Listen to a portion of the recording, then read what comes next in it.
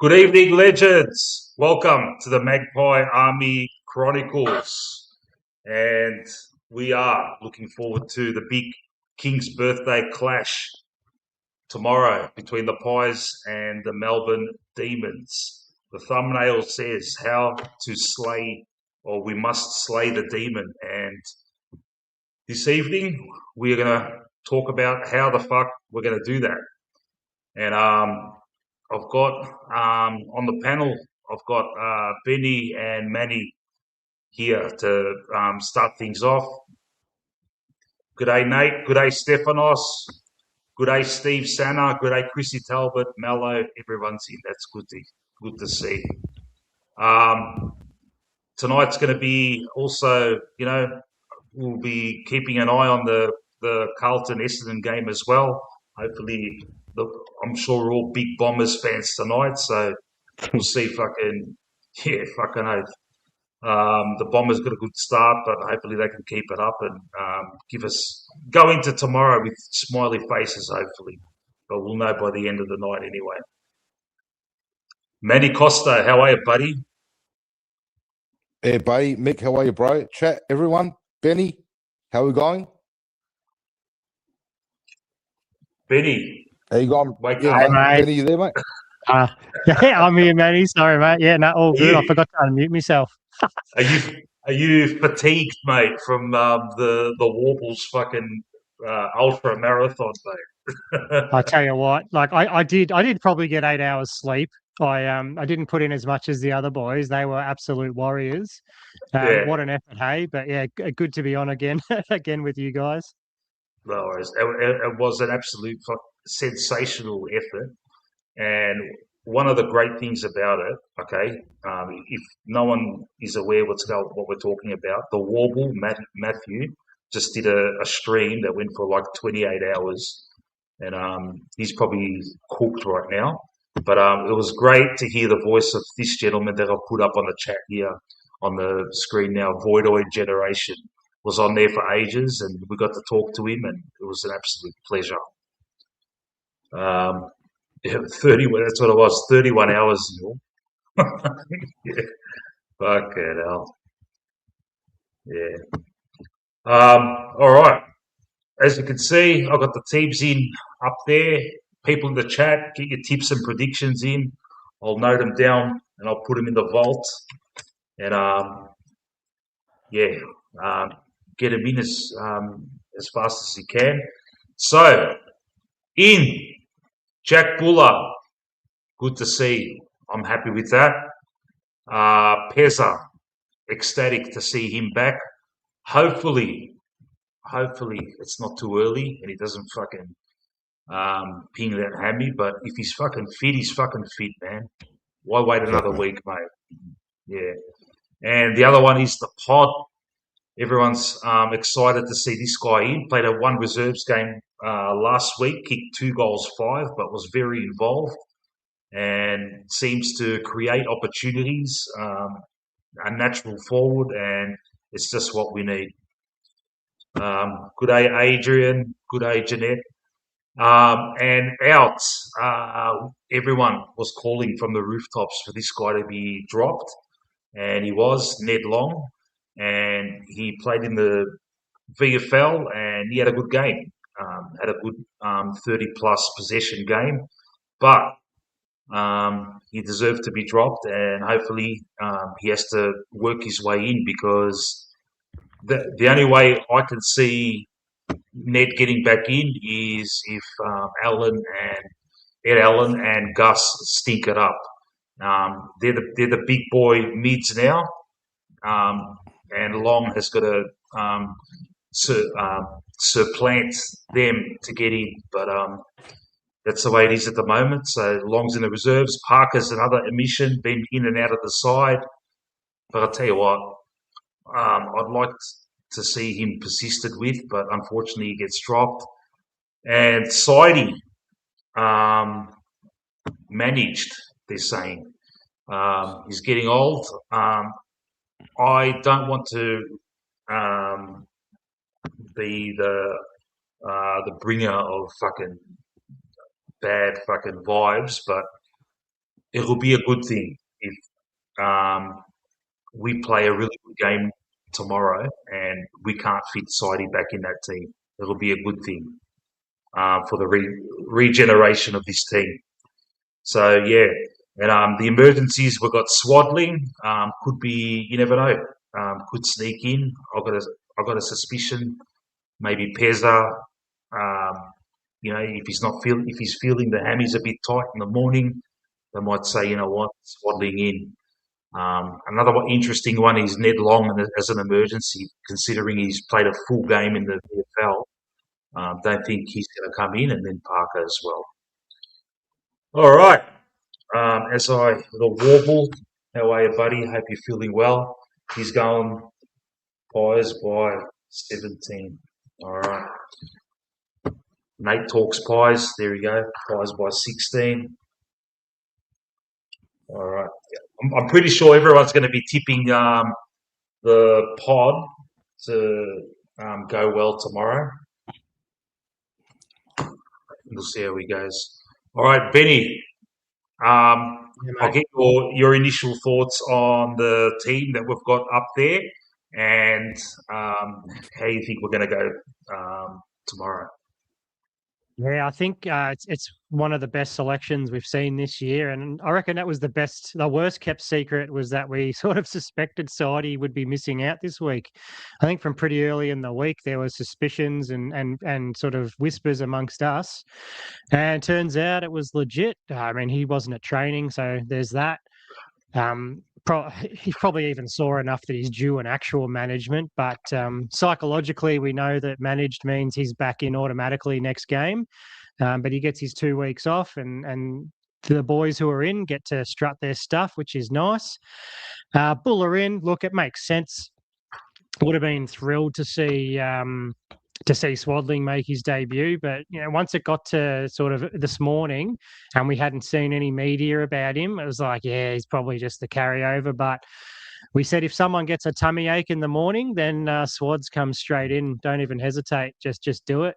So there's still hope we might see it, but he's got to be close, mate. I'd say the Port Adelaide game, he must be close because we don't want him missing games of VFL either, which he has the last couple of weeks. Between him and Bullard, one of them's always missing out, and I'm just kind of sick of that. I'd like to see him play footy and strut their stuff. So yeah, very happy with the ins. I think we'll cover Melbourne nicely with our players who are there. And as long as we can, they're going to want to shoot out with us. But I think they're going to come up against our defensive net, and hopefully we're switched on like the first half of the Geelong match, not like the second half, and we're just onto their forward handball game. And we don't let it be a shootout. We get them on the rebound instead, and give them a bit of a surprise. Keep our old mate Checkers to under a couple of goals, just to remind him, hey, you're our boy, and you went over there. Don't get cheeky. We gave you your chance, but just remember your roots. And yeah, look, I think we're good for an extra goal per quarter. Whether it actually pans out that way, it's probably one of those kind of situations where we might even get 36 to 40 points ahead and do the stupid Presty sign, which no one here wants to see anyway. Oh no, yeah. Well, we're sick of that. Just leave it at home. We said someone needs to bribe someone on the bench just to forget it back at the KGM Centre. I was like, shit, sorry, Fly, we forgot it.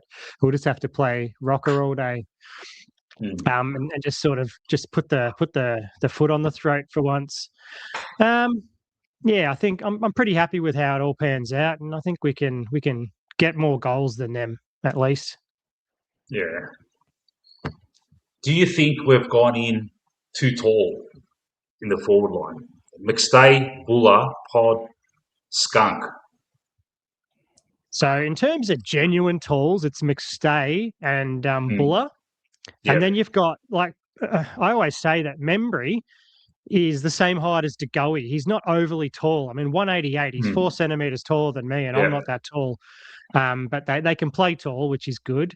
Memory's a bit slow, whereas Pod is just fantastic at ground level from what I've seen in the sample game and from what some of the other fellas have said they've seen when he was at Coburg.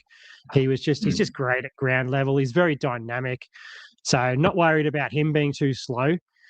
So yeah, that's the long way of saying, nah, I don't think we're too tall. And we're gonna rest and rotate some of those boys anyway. Buller and McStay, one will be on the bench, and then one will be rucking. So I think we're sweet. I think it's a good balance this week. Okay, Mr. Manny Costa. Boys, give us. you've probably said everything. You've all said everything. Take advantage. Exactly what you boys said. They'll rotate the tools off the bench, because if they don't rotate the tools off the bench, they're going to start waltzing the ball out of their forward 50, out of our forward 50 too easily, and get us on the counter attack. So that they'll rotate the tools off the bench. McStay will do a bit of rucking, chop out rucking, expose their fucking weak players, Petty and fucking Tolstrom, expose them. Watch Pickett very closely. Just watch him at the start. If he gets off the leash, put a cooler on him. Don't use Perriman. Use another player, right? So doesn't do a fucking Papa Hammy or something. And then watch his cousin as well, Latrell. Pickett, he's lightning as well. Watch their ball movement. Pounce on them. Turn the ball over. Get them on the counter attack. And fucking Bob Charlie, open them up. Simple. 15 points. 15 points Collingwood. And it's probably an easy one. I'm going to say Lipper. Best on ground. 25 disposals, 5-6 tackles, and 600 meters gained. Lipper. And I'm going to slot in the goal in there as well for the vault. Make it a bit juicy for the vault. How many meters gained did you say? 600 meters gained for Lipper. Now, are you saying that just to fucking taking the piss, or do you reckon he's capable of that? Bro, he's capable of that, bro. You know what I'm saying that for, bro? Because that's what I want to see tomorrow. I want to see other players get the job done. I don't want to see coaches' votes or Collingwood votes, Nick, Pendlebury, and fucking Geordie. I want to see different players. I want to see Lipper, Ed Allen, and fucking maybe a forward like Pod or fucking Buller with 3-4 goals and fucking something like that. I don't want to see the same culprits, bro. We talk about every week. It's true, man. It's been the same thing the last few weeks, mate. Fucking exactly. Nick, Geordie, and Pendles, man. When Pendles is playing, you don't want to see that with Tom, bro. Exactly. Yeah, over it, mate. All right. It's time for. Where the fuck is it, man? Here we go.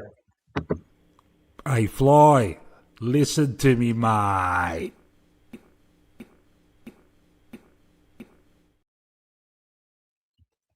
Sorry. Couldn't help myself. You like the Hawaiian shirt? I love it. I love it, man. All right, bro. Fly, mate. He's finally listening. Yeah, he's dropped long, so that's a good thing. Good thing, Fly. You're listening to us, mate. You know, here at the Chronicles. Now, this is how you're going to win the game tomorrow, Fly. Listen, man. All right. As you can see, I've got the team up on the screen there. In the centre bounce, all right? DC is going to go up against Gawn. He's going to get fucking destroyed in the centre bounces. So we're going to set up defensively. So, a real big exclusion from that centre bounces is I haven't got Nick there, because if we're losing it, I don't want Nick trying to stop Pickett or someone. So I've got Nick on the halfback flank, but before anyone goes nuts, just hear me out. All right. So I've got DC there. I've got the 3 big boys in the middle there. Bo Gus, and Ed Allen.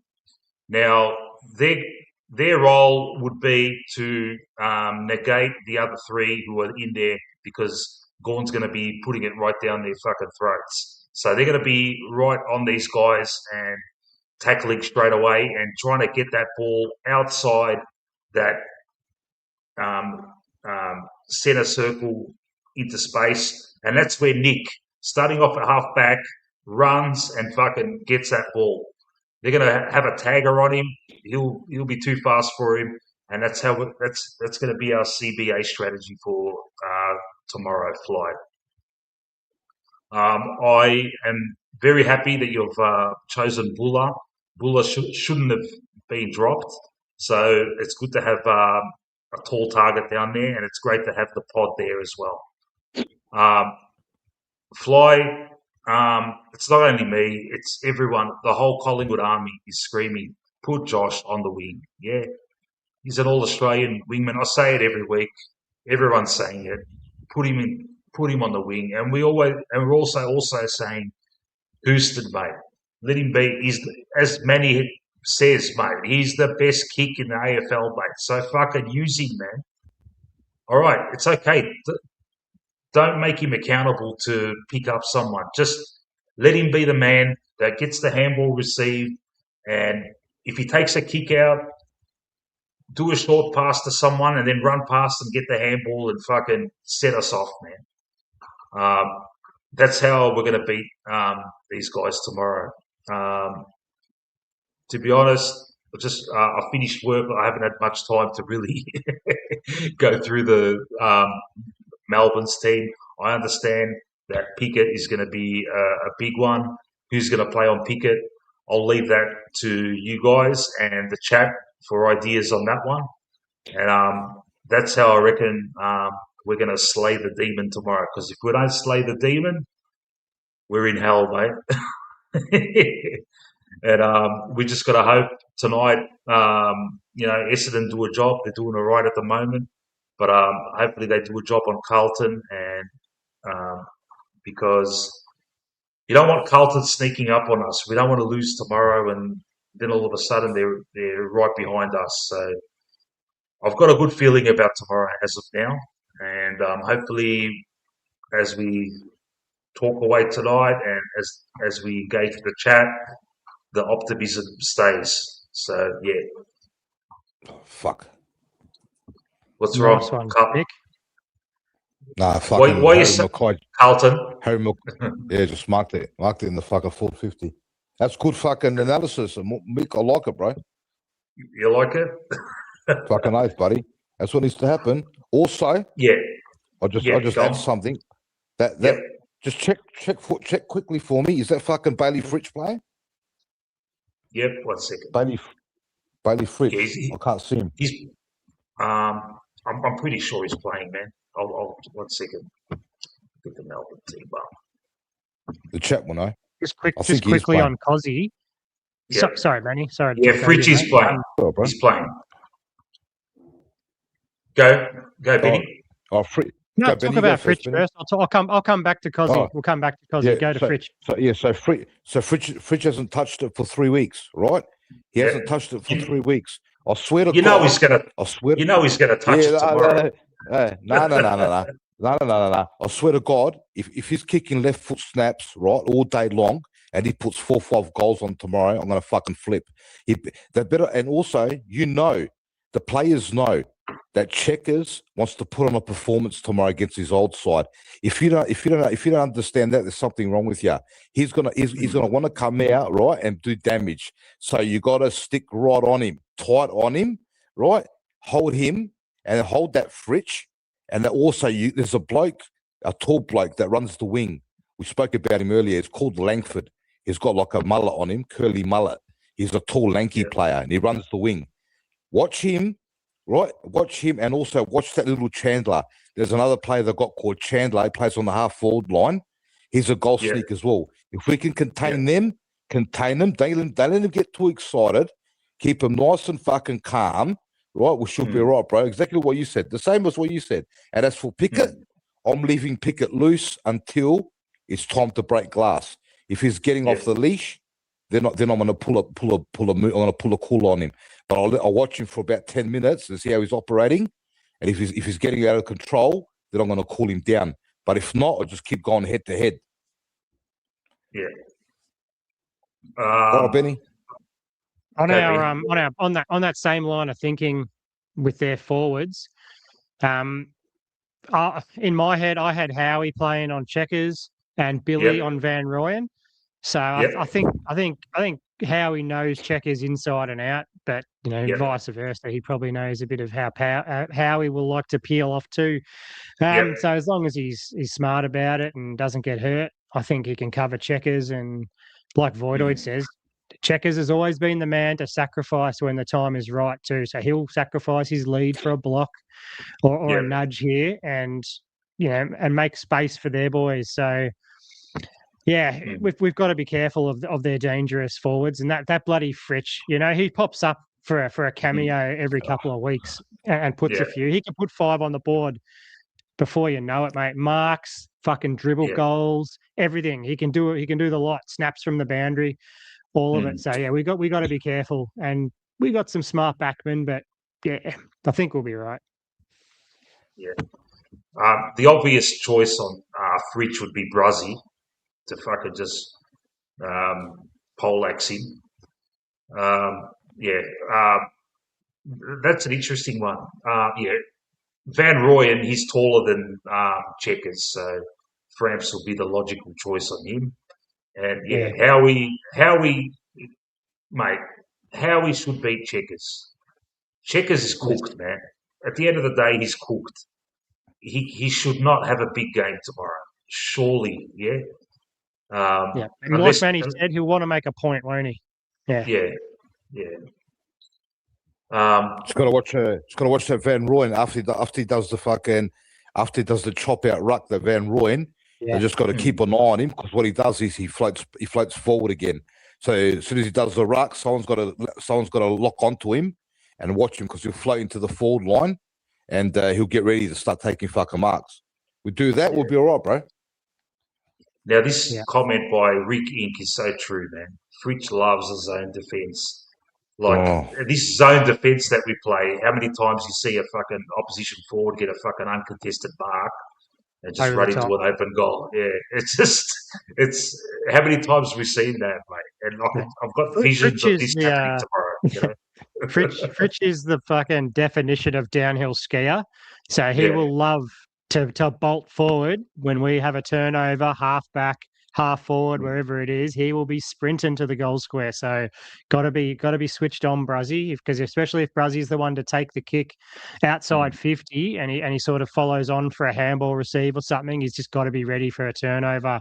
Or better yet, we just don't fricking turn it over for once and let ourselves set up.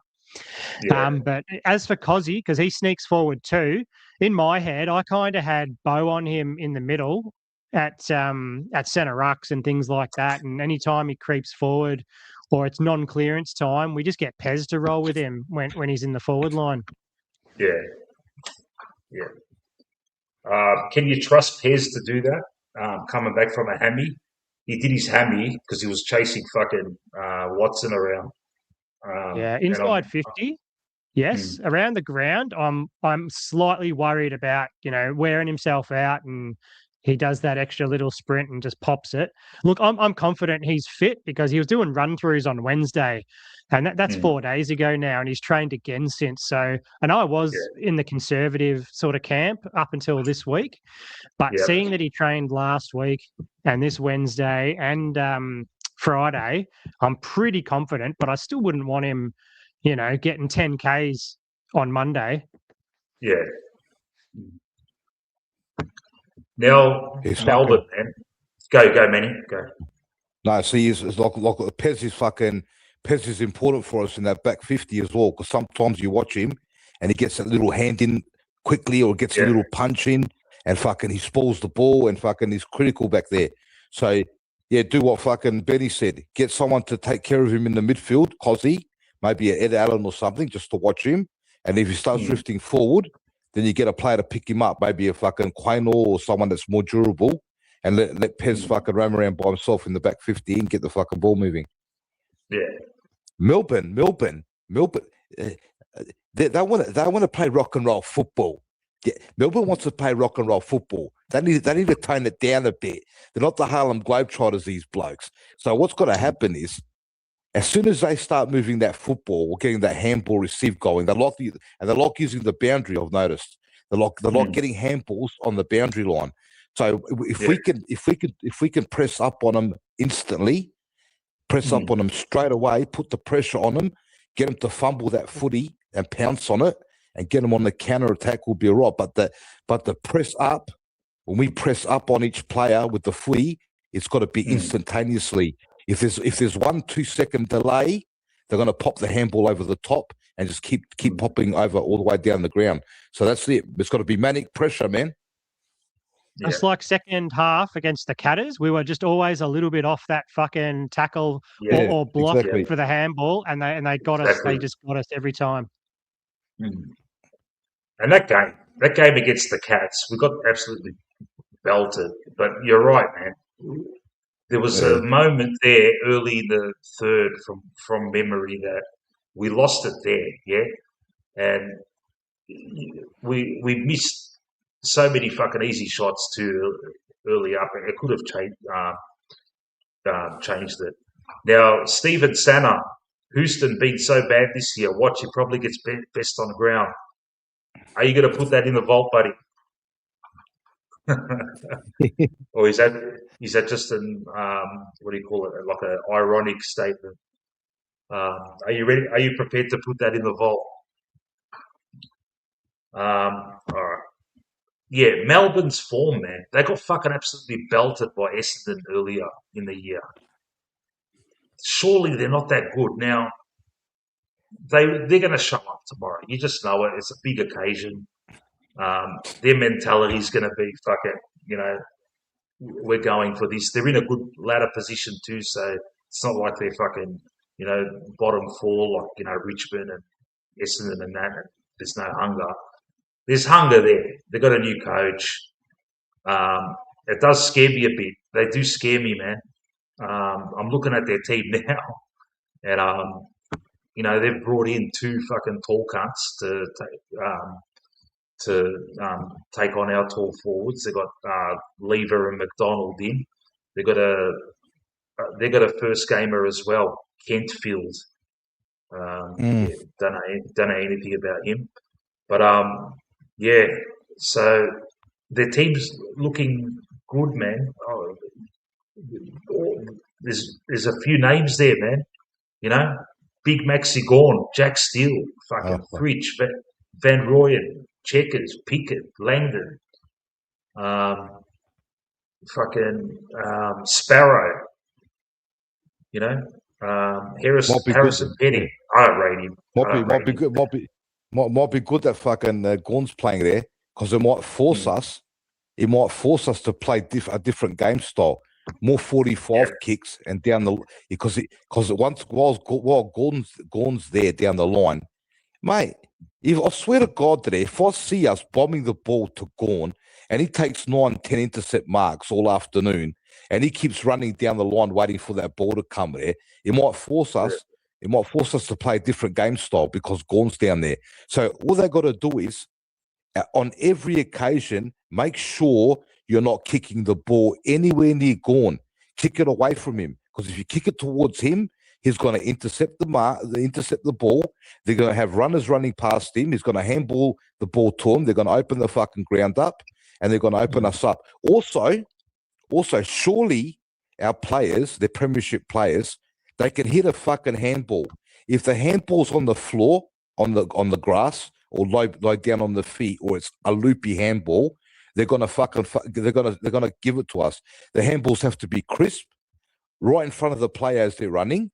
Crisp handballs, nice low darting kicks, no loopy kicks and stuff, because they're going to intercept us and pounce on us. So if we could tidy the ball use up, like play proper football, cut the angles a little bit today, we'll open them up. But if we do the same boring shit that we normally do, they're going to give it to us. I got you, man. Something's got to change, man. The team, Exactly. the team's looking different. Yeah, the team, the team lineup here. It's looking different from last week, yeah? So that indicates that something's got to fucking change. You reckon right from the start, you reckon don't put anyone on Pickett?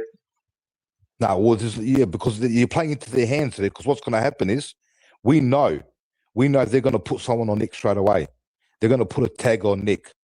So what we should do is, instead of risking a player, we should keep our structure how it is, and try to suffocate them. Because there's no point putting a cooler on someone unless they're getting off the chain. So just say he starts getting just say it's the first 5 minutes or 10 minutes, and he's accumulated nine disposals instantly. Well, then all of a sudden, bang, you've got to call him down. But if it's a 10-minute mark, right, and he's only touched the ball once or twice, and he's not touching the footy, you just keep it going, so we don't fuck up our structure. But if he gets off the chain, then you've got to call him down straight away. You can't wait till fucking the third quarter like the Bont last time and then call him down. You got to fucking call him down. Call the fire truck, call the fucking fire engine, call the fire brigade, and call him down. Get it done straight away. Put someone on him instantly. And when that bloke goes to him, as soon as that bloke goes to him, you tell the bloke that goes to him, bump him, scratch him, tag him, do whatever it takes to get him off his game. Don't sit there and give him a love kiss or cuddle when you go there. Put it on him. Bump him, right, because he gets frustrated. Bump him, right, scrounge around with him and hold him a little bit. Don't go over the top and give away a free kick, but put it on him. Make him earn every single touch. All right. Let's say Pickett gets off the fucking chain and fucking starts blitzing. My choice would be Bo. Another option would be Ed Allen. Ed Allen did a good job on Bontempelli in the last quarter last week. But I reckon Bo needs a job. And I remember he did a tagging job. It would have been about 2 years ago. It was probably, from what I recall, it was probably against North Melbourne. In the chat, does anyone know? I remember he did it, and it worked. He did a good job on someone. I can't even remember who it was. Was it on that Judiak, whatever the fuck his name is? Oh, Davis Uniac. Yeah, he tagged him. Yeah, and he fucking beat him. And I'm surprised he's never been used in that capacity before. He's got the speed to take on Pickett. I don't know if Pickett goes deep forward. I don't think Bo can look after him there. But if he's in the midfield, I reckon Bo can do a job there, man.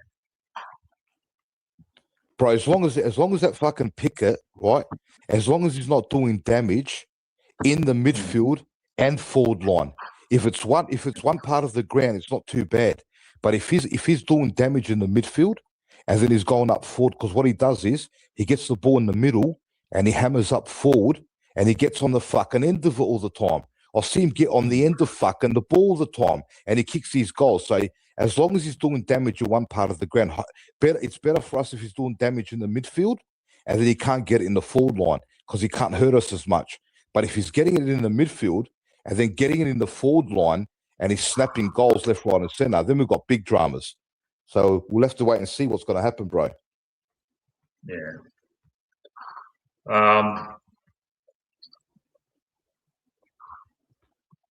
In our team, who are looking to step up, man? There's a few of them, man. That was great last week. Ed Allen and Gus in that last quarter in particular. We've got a lot of players that need to step up, man. And one of them is, I'll start from the back line, man. Q, mate. He's fucking pat. I watched that game last week at a wedding on my phone, and you can't watch it properly on your phone, especially when there's cunts fucking talking to you too. Hey, what's Collingwood doing, man? Fuck off. We're getting belted. And IQ, every time I looked, man, IQ's paddling the ball. He just can't pick it up. Pick the ball up, man. You know, what's wrong with him, man? Just want to fucking, you know.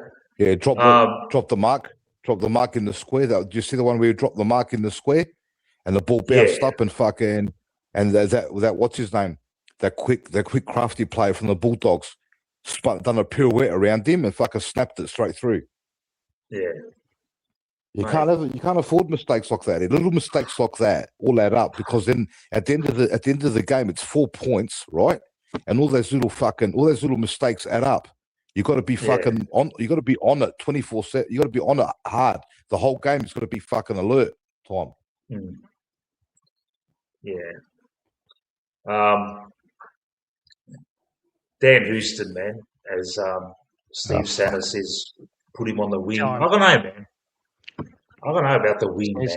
Needs to nail those kicks, mate. Nail those 45s. Yeah. We got to actively go through him as well. If he's down there, we've got to go through him. And if I'm moving someone to the wing, it's Josh D. Yeah, fucking oath, man. That's a no-brainer. I can understand, like, Fly can really baffle us, man. You know, with that persistence with fucking Long as a forward. He tried that for like fucking 4 weeks, and we lost some close games there, man. And you just think back and you think, fuck, if you did not do that and had put someone else there, it could have been a different story. And one of the other ones is just Josh, man. You know, he's out of sorts, so it's obvious he needs some kind of change, mate. Put him on the wing, mate. It's fucking. I can't believe how much of a no-brainer it is, man. It's like, fucking hell. Hey, Mick, you know how much of a no-brainer it is, bro? You know how much of a no-brainer it is? I'll tell you how bad it is. You know, at Port Adelaide, he was that dominant, Houston, with getting their ball movement going, that, you know, he used to get tagged there. They used to put a cooler on him back when he was playing for Port Adelaide. I remember I used to watch games there, and they used to put a cooler on him because he was like a Stewart for them, but not as deep as Stewart from Geelong. But he was their ball. They had to stop him from getting their ball movement going. So he had a fucking cooler on him at Port Adelaide, and he was still doing damage. And now he comes to us. He comes to us without a cooler. No one's giving a fuck about him. No one's even looking at him, paying attention to him, and he still can't get it done. So either he throws him in the midfield, because I remember Hinkley used to throw him in the midfield for a couple centre ball ups or centre bounces back then when he was out of form, just to get his hands on the footy. Throw him in the fucking centre for a bit, get his hands on the footy, get him excited, and then slot him back there. Fucking oath, man. And like people are saying, put him in the right in the midfield. I don't know. He gets pushed off too easily, man. The wing, mate. It's the role, man. And like, you know, and some people have been saying that, all right, on the wing, you know, he might get less possessions or anything, but at the end of the day, man, the guy's got 2 AAs as a wingman, man. What more can you say, mate? Yeah, he slotted him up forward last week, eh? He slotted him up forward last week. Do you believe this shit? I saw him trying to take intercept marks in the forward line. The last ball that went in, it was Houston and fucking McStay there going up for that ball. What the fuck's he doing in the forward line? Yeah. Or if anything, what you do is drop him, put him back in the VFL, and let him get his hands on the footy and start hitting targets in the VFL for a couple of weeks, right? And then slot him back in. Yeah. Another one is Jack Crisp, man. Fucking, he's been good in games, but I don't know, man. For someone that experienced to consistently not hit targets and also his goal kicking, not to mention his goal kicking as well. Fuck, man. I've got a theory on him, buddy. I've got another Aesop theory on him. Go on. I've got a theory on. I reckon this week here you might see Crispy go harder because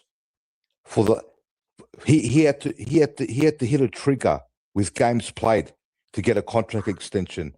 I reckon that he's been going. He's been backing off a bit so he can hit the trigger.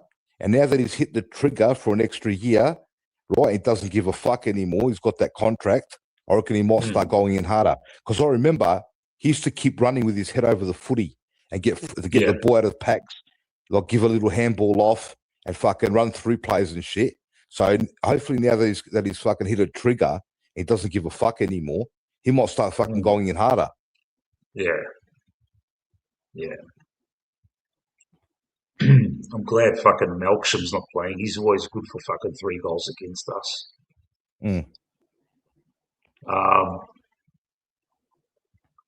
Lipa. Fuck, me. man. What do we do with this guy, man? Well, I just told you, bro. Put in the vault, What was that, Benny? Sorry? Definitely not in the worst form. He's doing all right. You're coming around on Lipa as well. It's he's not top of my list for frickin' BBC keep him in, but he's there's other people who are kind of annoying me a bit more. Now that Sidey's out, and all due respect, of course, I don't know. Maybe he's going to start creeping up the weakest link kind of ladder again. But he's that kind of dude who does every 4 weeks, puts in a great game and buys himself another 3. And that's kind of what he's done the last 2 weeks. He's been consistently all right without being fantastic. So if we can, mate, I'd love a couple of goals out of him. No one from Melbourne's going to go near him tomorrow. So if he can roam around and get some good kicks inside 50, I'll be stoked. And just when it's your time to go, Lipper, you get to that contest, mate. If it's Bailey Fritsch going up for an uncontested mark, I want you to just make body contact. That's all I'm asking. Yeah. If he can play like he did in that last quarter against Carlton, where he fucking, everyone was saying he was an absolute fucking world beater. Fair enough, but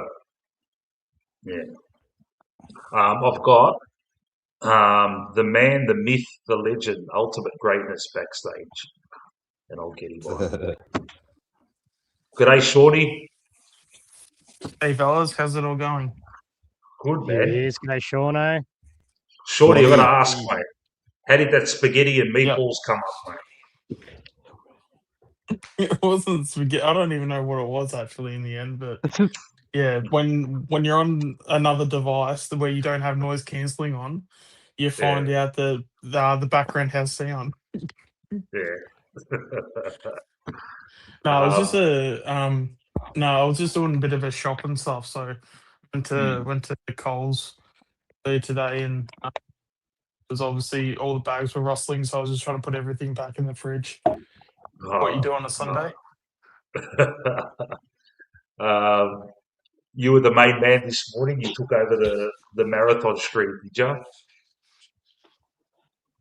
No, I had a pretty good sleep in actually, and then when I basically opened up YouTube and stuff, saw the homepage and the stream was still going. Yeah. Fucking 36 hours up. Fucking warble, mate. And he's in the chat now, mate. He's still going strong, man. Fucking hell. Is this like a sign for him, the fact that the stream went for 36 hours? That's his way of saying that we're going to win by 36 points. Well, I'm trying to read the room of what he's like trying to say. Yeah. Well, Warbles tipped us by 17. What are you tipping us by, Eugene? Yeah.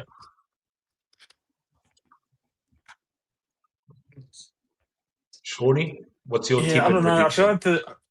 I feel like the closer I'm getting, the more positive I'm getting, which is good because the other day I was thinking we were going to lose by 40 plus, and I'll never tip against us, so I'll always say Collingwood, and I'll probably say we're at 14 points. 40. What do you want to see tomorrow? Something special from some special player.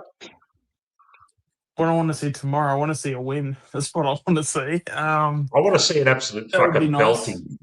I want to go to the G tomorrow, get on the fucking train, and just go to the G, sit back, and just enjoy a domination. Yeah, just an 80-plus goal win and just party tricks, mate. It's not going to happen, but That's just what I want to Yeah, see. I wouldn't mind. I wouldn't mind seeing. I wouldn't mind beating. Not only beating them well, but beating them in a way where because the thing, there's a difference between just beating a side, but then beating a side to the point where it wasn't even like an actual thought. Like it wasn't a thought to begin with that they were ever a chance to Yeah. win. Mm. Because it's such a young side. Yeah.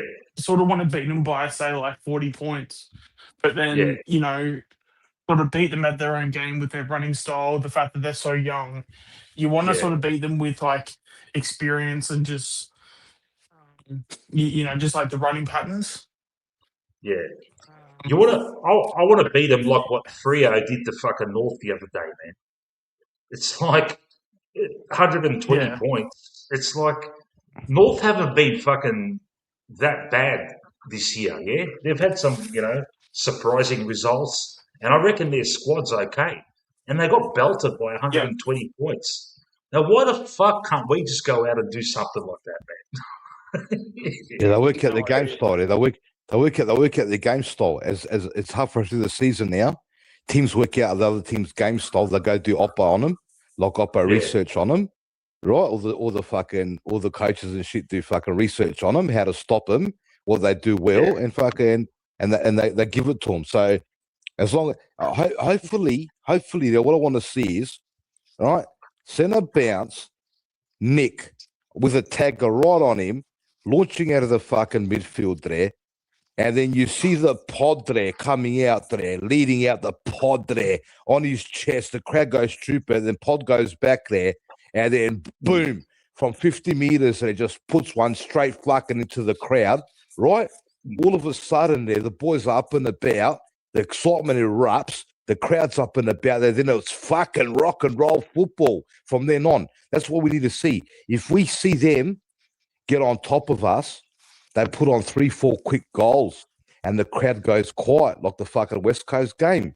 That's when the players go into their shells. They're scared to hit targets, right?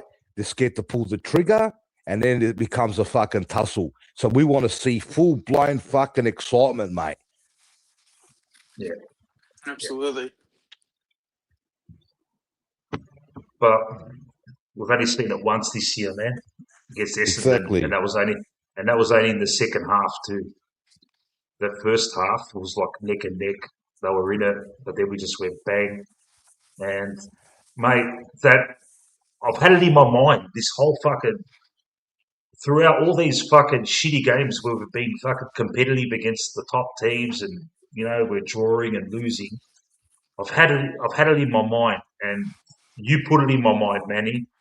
It's the flip of the flip of the switch theory, where after about halfway, the team just flips the switch and they fucking just click, yeah.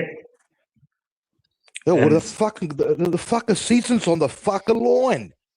The season's on the fucking line. Tell them before they go out. Hey, if they don't know it, we'll fucking inform them. Write on the whiteboard. If I was a coach, I'll write on capital letters. The season is on the fucking line. So if your season's on the line and you're going to die today, mate, you best off going out there and fucking playing rock and roll football, right? And fucking save the season. Because I guarantee you, if we get pumped tomorrow, our season's fucking done, or we're hanging on by an absolute thread. And then what happens inside the four walls is they start making irrational decisions because they start panicking, right? People start talking, right? They start making irrational decisions on the list, right? They cut too hard or something happens. And then before you know it, we're here in 10 years' time. I'm fucking 55. You're 56, right? And we're sitting on the bottom of the ladder. That's what's going to happen. And we're talking about 23 like Carlton talk about 23. Exactly. I could just see it happening, bro. We've got to be careful, mate. Right? They got to be careful that we don't fuck up. Let's go out there tomorrow. There's still a chance, bro. Go out there and take what's fucking yours. Simple. Enough of the fairy flossing, man. I can't believe these blokes, bro. Go out there and hunt. Start fucking tackling, driving them into the ground. Stick your tackles. Don't grab one of the arms. Don't let them get their hands up and handball the ball off. That's how they get their ball movement going. Crunch them. Grab the arms there so they can't get their handball. You know how many players I see that get tackled and they get their hands up and they fucking release the handball? It does my head in. When you stick the tackle, stick the fucking tackle. Yeah. Voidoid saying Melbourne play identical to the Dogs. We're going to replicate in the second half. Yeah. Big time. Big time. Yeah. Hey, Mr. Frank Sharipa. All right, you think it's a shit show? So why the fuck are you watching, bro? Fuck me dead, man. Switch it off, man. Go watch something else, mate. Frank. Fucking hell, man. What do you want, buddy? Go watch something else, man. Another one. The shit show. Fucking hell. Your life's a fucking shit show, Frank. Who's this bloke there? Imposter. What team does he support? I guarantee he must be a fucker. He must be an Essendon or Carlton supporter. He can't be. He's watching the game. He must be another kind of supporter there. Has to be. Yeah. He's a malaka, mate. That's what he is, mate. You know what he is? I'll tell you what. This is you, Frank Storipa. Darcy Moore. Darcy Moore's playing like a malaka, right? Malaka of the week. Only a malaka won't play Frampton over Dean. It's common sense. There you go. The malaka of the week. Sorry we can't entertain you, buddy, but that's the way it is, mate. Fuck.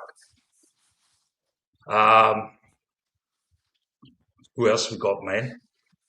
Look, that flip of the switch theory, okay? The team that we got for this game is a good team. Look at the unavailables, yeah?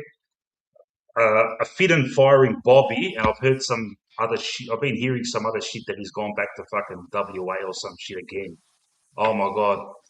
Anyway, apart from a fit and firing Bobby, a fucking informed Darcy Moore and Jamie, they're the only three you would put back in this team if you want to get it our best team, yeah. Obviously, Steen as well. Yeah. So apart from those guys that they're unavailable for whatever reason, the team's looking good. Like we're going in tall, but so are Melbourne. Melbourne have gone in tall as well, mate.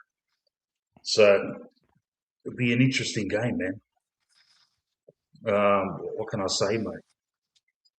As long as we lose, put it this way, Mick, I don't give a fuck about losing, bro. But I don't want to lose. I don't want to lose by playing fucking dull, boring, down the long football. I'd rather lose, right, by playing exciting football. At least if you lose, mate, you lose fucking playing properly. I don't want us to sit there and let Melbourne just absolutely fucking bury us and start putting dirt on top of the coffin, right, and lowering us right down. Mate, if you're going to lose fucking properly, playing properly, man. Yeah.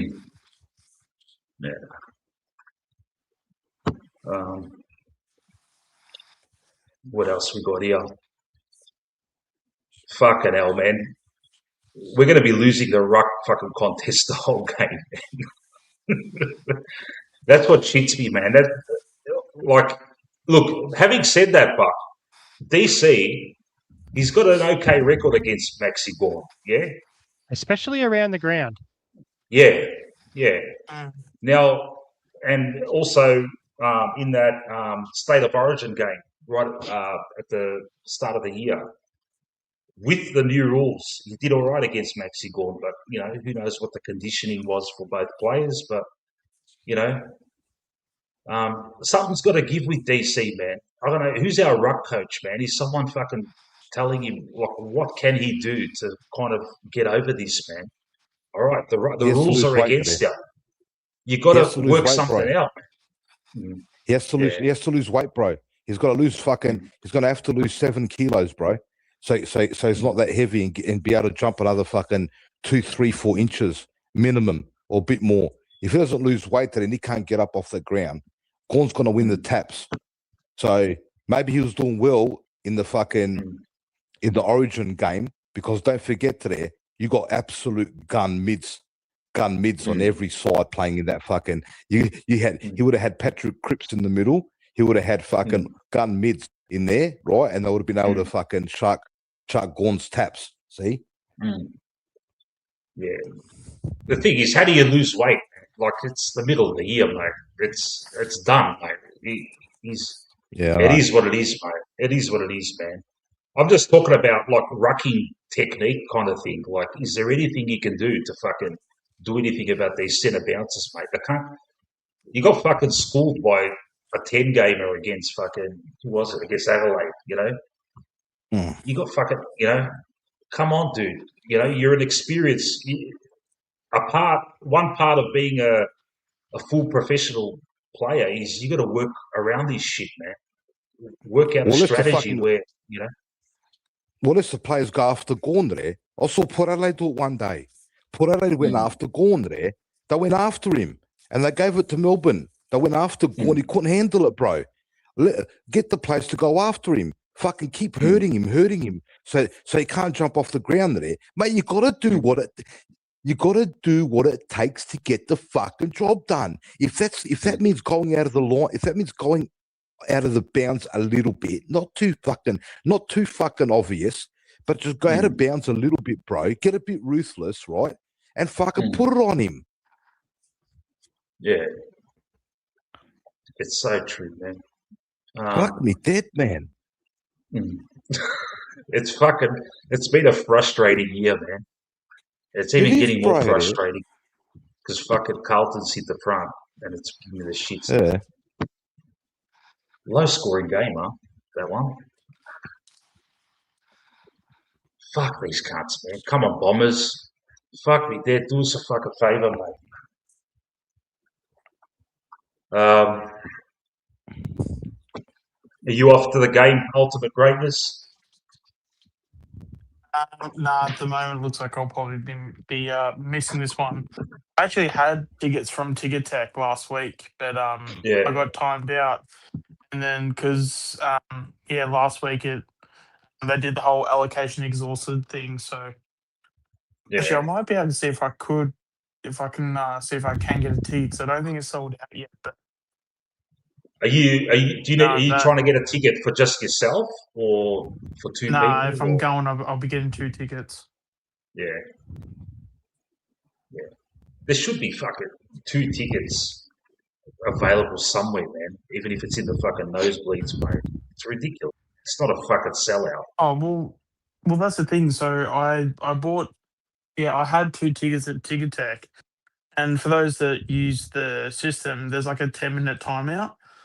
Yeah. And because I'm obviously like trying to get all my stuff together and all my information and everything, it timed me out. And the 2 tickets that I lost, through like the whole search of it, I tried to go back to the same spot and it wouldn't let me get those tickets. But then I went to, instead of saying 2 tickets, I went 1 ticket, and it got me in that exact same spot, but just one of the seats. So one of the guys or people, whoever, that would have jumped on the same time would have bought 1 ticket so that I couldn't get 2. Yeah. So I'm not ticket, and I'm not going to blame that person or the individual for that. That's a Ticket Tech issue. But Ticket Tech's a pain in the ass. Yeah. What's his shit I'm hearing about Bobby Hill? He's gone back to Western Australia again. Come on, man. I'm not going to entertain them. I know. I don't want to elaborate too much, but we'll let you elaborate. I heard this on Into the Woods, the Into the Woods guy. What's his name? He was doing a live earlier, and he mentioned it, and it was something about Bobby Hill asked to go back to Western Australia because he wasn't playing VFL this weekend, so he's probably gone there for like 2 or 3 days or something, and he's coming back. But there was a training session, I don't know, yesterday or the day before or something. He didn't train, and so back in West Australia, and the club that we are, we just no worries, mate. Go to It looks like a lot of them get to go to Western Australia. Hey, looks like a lot of them get to go there. Even Ruby Schleicher, She travelled there as well, right? She's a Collingwood captain instead of fucking training. So what? All of a sudden, all your players are allowed to start travelling kilometres. Are they on an aeroplane? Right, 4-hour fucking trip. 8-hour trip there and fucking back. Right to fucking Perth for no reason. Right, you're playing this bloke fucking 800 genos to go get on a plane and go home. What's he gonna do? Like we said it before, he's gonna go fucking change nappies, huh? Why don't you pay? Why don't you pay your missus? Maybe the baby's too small to fly because it's a newborn. But why don't you pay your missus? Wait a few months and pay your missus to come down and stay with you in Melbourne for a little while until the season's fucking done. And then when the season's done, then you can go back to fucking Perth, man. Yeah, it's fucked, man. It's bullshit, mate. Yeah. Look, I'm sorry to mention it. It just came up, and I'm like, fuck. Oh man, we're talking about Bobby Hill. Yeah, because we fucking need him, bro. That's why we need him. He knows we need him as well. He knows we need him, right? Instead of fucking sitting here and playing VFL, did they not pick him for the VFL, or they fucking he wanted to go back? That's why they didn't pick him, or wasn't he fit enough to play VFL? Yeah, he definitely wasn't fit enough. He hasn't had a consistent training load, mate. He's in and out of it. He had that one training session. He didn't look right and yeah. The club's got to come out and do a fucking press conference about it. We deserve to fucking find out what's going on. Do a press on him, right? And explain to us what's going on so we know. So either we stop talking about it, right? Or we're keeping our hopes up that he's gonna come and do the right thing and get back and play football. See, what's he gonna do? If he waits until we're out of finals contention and then he gets fit and they play him after we got no fucking we can't play finals, it'll be even worse, bro. The only good thing about it will be hopefully he has a couple games so I can fuck him right off and get something for him. Yeah. The way it looks now, we're going to get fuck all for him, man. Yeah. Look, how many more games left? What is it, 11 more games or some shit like that? Yeah, 11 games.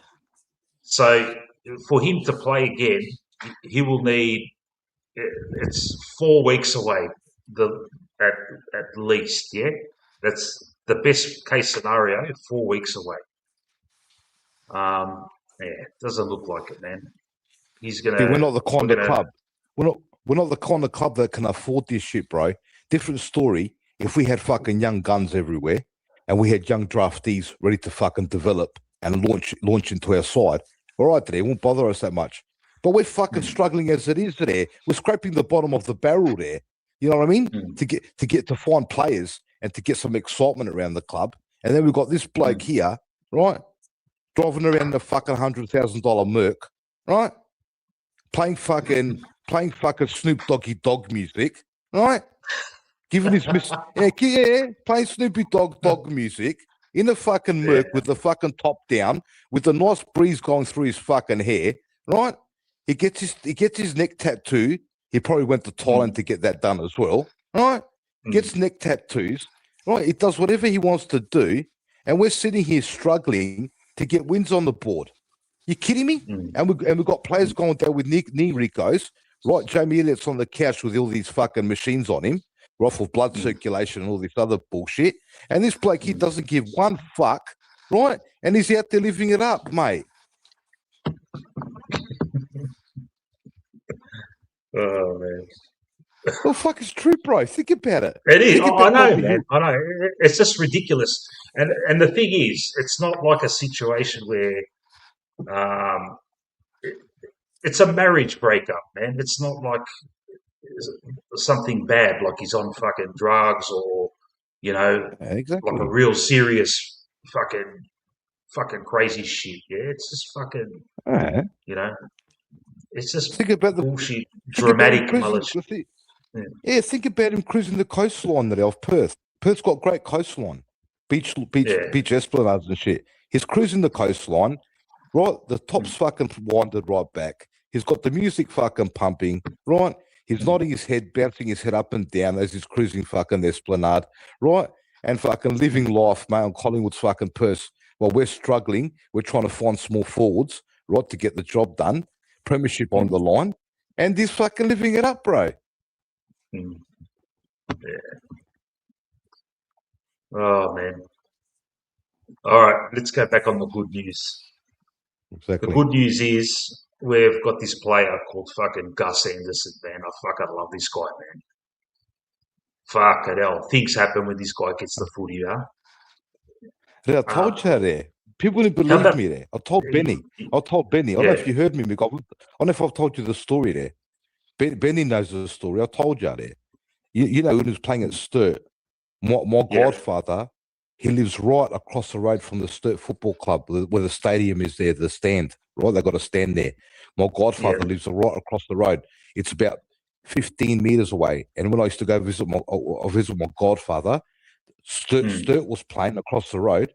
So I'd go up there and watch him play sometimes at home. And if you saw the bone rattling tackles this bloke was putting on there, the bone rattling tackles he was putting on, he just loves body contact, this bloke, and he could hear it from the stands. That's why I knew when he comes in, I already had seen him play there. I knew that he was going to come in and do damage. Exactly what we need, bro. Yeah. And how about his goals, man? Not only his hardness. Fuck, man, that goal. Both his goals against Bulldog. But that first one, where he from 60 out, where he had the ball, he had a quick look over his shoulder. Oh, and he thought, fuck, beauty. There's no one there's no one on my hammer here. And he's just fucking launched it. And fucking Jack Crisp was next to him. Jack Crisp was thinking, have a look at this cunt, man. Get out, I can't kick a goal to save myself. And this guy's bombing him from fucking 60 at fucking half goalpost high. I don't think he's missed one, man. Like whether it's a set shot or just a normal shot, I don't think I've seen him miss one, man. He's a goal kicker, man. And I'll tell you what, I don't know who mentioned it. Someone's mentioned it. This probably in Matt's marathon stream. The bloke can be a forward too, man. Like, keep him in the forward line, mate. Like around that half forward line, mate. You can take a mark. He's a big boy, you know. And if you can kick goals from fucking outside 50 as well, mate. That's a weapon, mate. I know, you know, he's going to need a few more pre-seasons, but fucking hell, man, he's got a fucking boot on him, hasn't he? And you were talking him up too, Manny. I remember at the start of the year, mate. I saw him play there. He loves it. I watched him at Sturt today because you know when there's no crowd there. It's an SNFL game and there's no crowd there. You can hear the bodies crunching. He used to crunch bodies, and you know what else? You know why he kicks goals? Because when he's on the run, because he's not scared of body contact. So if someone's coming towards him, because he loves body contact, he doesn't put him off his kick, and he gets his boot to where it goes straight through. Other players, what happens is when they got the footy and they're running towards goals, they're scared someone's going to crunch them after they kick the footy. He loves body contact. And I'm telling you, one day, I swear to God, I told Benny about this. I swear to God, I was watching one day and there was this contact there. And I swear to God, I saw his moustache. His moustache twirled. There was one occasion where I think I saw his moustache twirl. That's how excited he gets about body contact. You can just tell there. He loves crash and bash football. That's what you need, mate. Yeah. And Lipper's watching this cunt every week, huh? Lipper's petrified about this. Lipper's petrified of this bloke. Lipper knows. If I was angry, I'll be walking up to him and I'll be saying, Lipper, this is how you fucking crash and bash, buddy. Right? Crash and bash is called. Simple. Yeah. Lipper trains on the other side of the KGM centre when Angry's around. Yeah. Fucking hell. Uh-huh. That was one of the first things I saw of Gus Anderson was that preseason game, which was played in Bandura, which is just around the corner from me. And like I rocked up late to the game, and I'm walking up to the ground, and literally the first thing I saw was Anderson crunching fucking balls and all tackle to the GWS ruckman. I forgot his name. The one, Oh, the Flynn. concrete boots. Flynn. No, Flynn. concrete. Not Flynn. The other one. That's like Cameron. He can't ruck anymore with the new rules for GWS. But this Briggs. guy's fuck. Which one? Briggs. Yeah, Briggs. Yeah, Briggs. Yeah. He fucking tackled Briggs in a balls and this guy's bigger than him, mate, and he just fucking wrapped him up, mate. And I'm thinking, who the fuck's this guy? I've never seen him before. Then the realization came that, fuck, that's Anderson, mate. Fuck, mate, Yeah. Yeah, it looks like Carlton's 11 points up. Come on, Bombers, 2 quick goals. Let's do it for us, mate. Caddy just kicked one. Are you delayed or you watched it? Caddy just put one through. Yeah, they're 11 points. I'm not watching the game. I've just got the AFL app. Oh, yeah. Yeah, there should be, I reckon there's probably about 5, how much time to go there? 5 minutes maybe? Mate, if that was us, mate, we'd be fucking hanging on for dear life. Oh, yeah, fourth quarter. Fuck, it's fourth quarter already. It's over. Yeah. Let them enjoy their little crowd moment. will be talking about that they're the kings of the close finish now. Yeah. Oh. 3 They minutes just want to be go. like Mike. Yeah. All right, we've got backstage. It's just popped up now. The voice of reason amongst us here. This guy is the age of reason, yeah? Whenever we get ahead of ourselves and we start saying, yeah, Lipper's had a few good games, yeah? We've got this guy to just settle us down and tell us how it is, mate, using reason, mate. Adrian, how are you, mate? Oh, I don't know about that, Mick. I know fuck all, mate. I'm going all right. How are we, lads? Good, Good, man, buddy. good, Yourself? G'day, Age. The face that launched 1,000 ships. Oh, yeah. How are we, lads? I've been listening in. Yeah. All a bit flat, mate. We need Manny to fucking lift us, mate. He's been trying, man. He's been trying, man. But look, I am optimistic about tomorrow, but still, man, just the season so far. It's just not giving me hope. I like the selection. I'm sure you'd be a fan of this selection here, Age. Absolutely, mate. Yeah. Yep. Starting to see a bit of change. I like how side bottom's been managed a week before a bye. Just better to be honest, I reckon. He's played 350 games. You can be honest. You can say he's struggling a bit. He needs to find something. Look, other than that, good to see him dropped, to be honest. Thought they wouldn't have the balls to do it, but he's proven me wrong. He's proved me wrong this week. So obviously would have liked to see the young fella debut, Sam Swadling, but look, his time will come. We all sort of know that. He's very close. Disappointed that he didn't get the VFL game as a result, but it is what it is. Can't win them all. We're starting to see the wheels slowly turn in the direction we all sort of want, so got to be positive. So, yeah. You got a tip at a prediction for tomorrow, mate? Oh, mate. I don't want to tip Melbourne, but I don't know how I can bloody tip Collingwood, honestly. To be fair, I was hearing a little bit of your chat before. I reckon you're onto something. On paper, even though we're missing a few guys, I like the team on paper for whatever reason. I think maybe it's just the fact that there's a bit of change is making me happy. I'm seeing the team with a little bit more, I don't know, rose-coloured glasses, I guess you could say. But yeah, confident tomorrow. I reckon they're running out of a bit of steam, Melbourne, and I reckon we've still got more to give. Even though obviously I haven't been a massive fan of what we've produced this year, I still think we've got more to give. Whereas I think Melbourne might be trending in the other direction now. So, look, let's go a couple goals.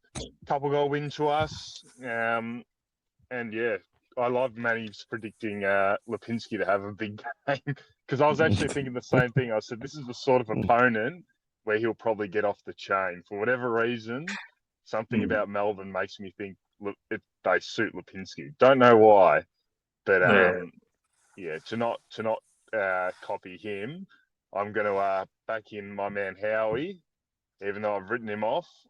I reckon he's going to have a big one tomorrow. I reckon let's go 7 or 8 intercept marks. Let's go 8 intercepts. He always seems to play well against his old team, Melbourne.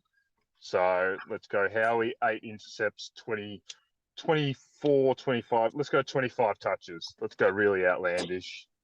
All right. 9 seconds on the clock in the middle.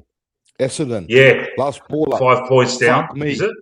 Fuck me. Yeah, they need a clean clearance right now. Commentate for us. All right. Ball goes up. Ruckman gets it. Handball forward. Peter Merritt. Grab the ball, you dickhead. Let's get it forward. Oh, they fucking smothered it. Yep, it's over. Game over. Game over. Couldn't get it forward. Siren. Yeah, couldn't get it. Yeah, siren. Couldn't get it forward. Merritt had the ball and fucking miskicked it. Couldn't get it forward. Carlton, 5 points. Fuck it. 2 points. Oh, well. 2 or 4 points behind Collingwood. Yeah. Yeah. And they've got fucking Richmond coming up too, I think. Bastards. Yeah. Twice. They play them twice. Fuck it. That's all right. To be honest, guys, it's not a bad thing if Carlton go ahead of us. I know it's fucking painful to hear, but it's not the worst thing, all right?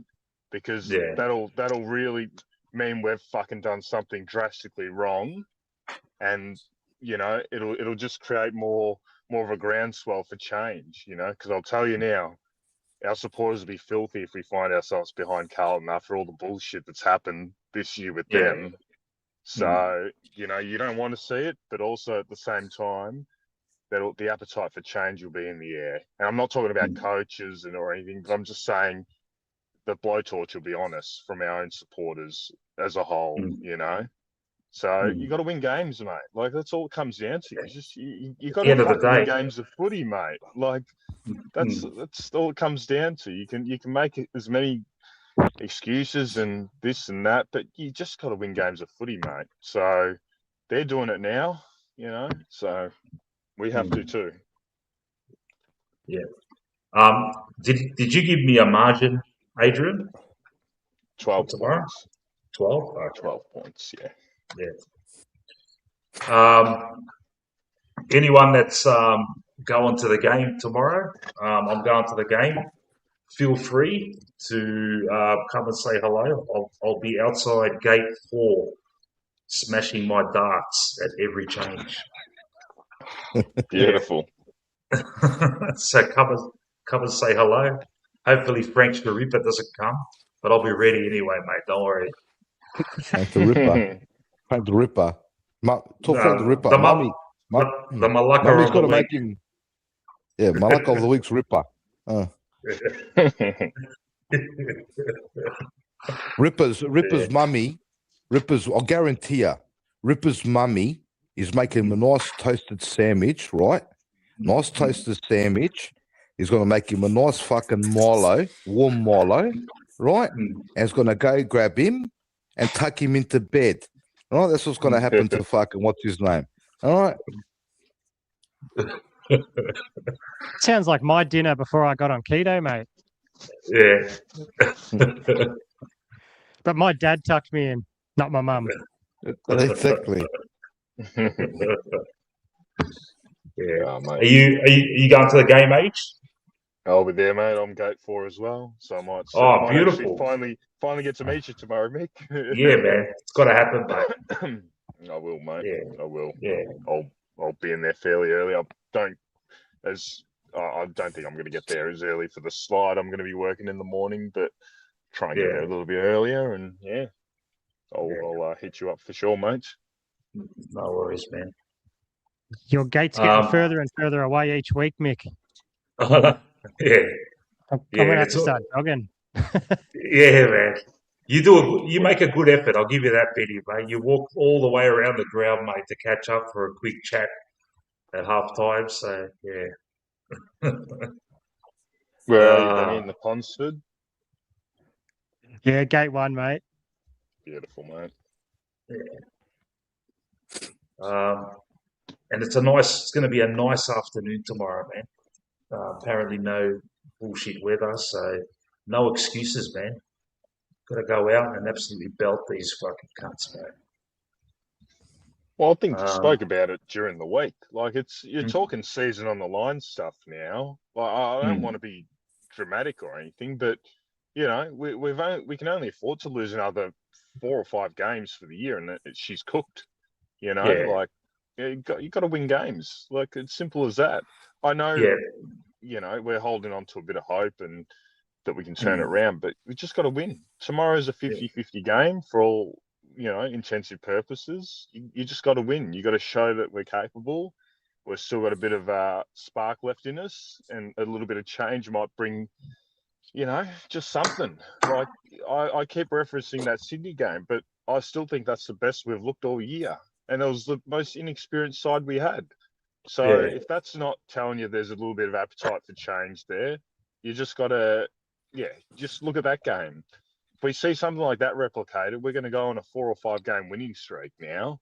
That's the reality. If you play anywhere near that standard, we're talking 4 or 5 wins in a row here. Yeah. And we were saying it, man. We had this run of games. It was starting from, you know, the West Coast game. We said to ourselves, you know, fuck, man, we should be winning 6 in a row here. All right, we're 1-1, which is fucking shit. But you know, what do we do, man? It's just one of those things, man. The flip. I've got hope for this flip of the switch thing, but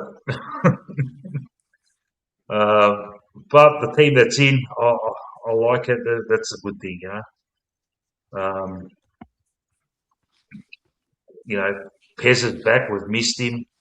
It'll be interesting to see where he plays. He'll be in the back line, mopping up for fucking Dan's fucking not manning up, and you know Josh's fucking not manning up. Pez will be back there. Yeah. Big Hey, call. Adrian. Yeah, Adrian. That thing you sent me earlier about Fly, I haven't had a chance to read it. But what was he doing? Was he like bagging our youngsters, saying they're not stepping up or some shit? That's the gist It of was, it. yeah. Look, it was a little bit of a misleading headline, but Yeah. the essentially what looks like happening was the youngest sort of half of the group during the week he's all had one-on-one interviews with to like just assess where they're at, which I'm sure coaches do all the bloody time. However, it seemed the tone of the article was it looked like there might have been a sense of urgency, like they're probably not seeing the development in the youth to actually properly push for these senior positions. So I reckon there's, look, I don't want to overblow things, but I reckon there's a little bit of sense of panic internally. I think they would have thought that a lot of these younger guys would have pushed their case a little bit more to what they have. But look, I don't know why I don't know why Fly would be putting it on the younger guys. The younger guys are like that's your responsibility to develop them, you know, like okay, maybe they're not doing everything possible. Maybe he's trying to like put a rocket up them and stuff like that, which is fine. That's all part of the gig. But I would have thought you'd be putting a rocket up some of the older guys, the more senior guys, rather than the youth. Like you just got to give them opportunity, mate. That's all it comes down to. Especially as well, how many times do we have players? Especially as well, how many times do we have players debut, and we sort of go, oh, this guy might be a bit average. He might, we'll sort of see what happens after 10. And we see him play his first game, we go, holy shit, this guy's going to play 150 games or like 200 games.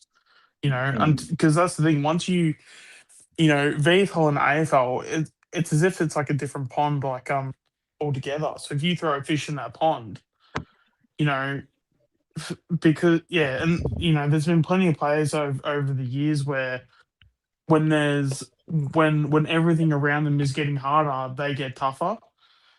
Sometimes that's just a thing where you're not going to know till they actually take a step in in that pond or like that sort of thing. I mean, someone like a Tom Langdon is probably a good example. I don't think anyone probably knew too much about him when like he was going to play and stuff, but he had a great preseason. I think he debuted fairly early on, whichever year that was. And then by the end of it, people were like, oh damn, this guy's going to play 150 games. In terms of the way that he plays and all that stuff. You're really not going to know. Like even Jacob Bryan, a lot of people forget in Jacob Bryan when he had his first game in the first, because I know he got concussed late in the first quarter, but in the first 10 minutes of that game, people were looking at, damn, this kid can actually play. So sometimes you just need to be thrown in that environment, just like and with previous years, not last year, but the year before, we did it with when we had Long playing his first season, Vital, who ended up not surviving at the end of the year. But they were giving guys like that a go, just about, hey, let's just see how you go, because who knows, maybe we've missed something, or maybe there's something we're just not seeing. But obviously, we've done the research as a football club and the recruiters. We do back in our recruiters, and we do like what they have to offer in that department. Let's just back them in and play some of these guys. And, obviously not just like throw like a Ilary Smith out there, but, throw Jacob Bryan out for like another opportunity, or just throw someone out there because, for all we know, especially with someone like Bryan who's out of contract, he's going to look at it and go, this is going to be my last game. I feel like as a player, or as a coach and as a club, that's what your players should be doing, is that they should be having that mentality of playing every game as as if it's their last, and fighting or scratching like tooth and nail to get each possession. Yeah. Again, Sean. You're not going to Like really the feelings know, bullshit. especially when the pressure's so different. When the AFL pressure's on, sometimes you have players that will actually adapt better because of their skill level. Well, again, it's the feelings crap again. The feelings bullshit in this club, right? Instead of telling side bottom and the whole world, mate, you're not fucking managed. You're omitted. So what did he do this week? Did he walk up to side bottom and tell side bottom, hey, buddy, you know what's going to happen? I'm going to give you a break. Or did he walk up to side bottom and tell side bottom, you're going to get omitted because you're not performing? So side bottom knows that when he comes back in the side, he needs to fucking perform.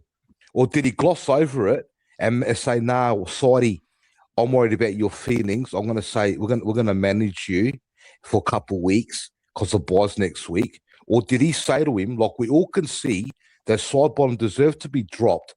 Why didn't he walk up to side bottom and say, listen, buddy, I know you've played 360 games, but I'm dropping you this week because you're not performing.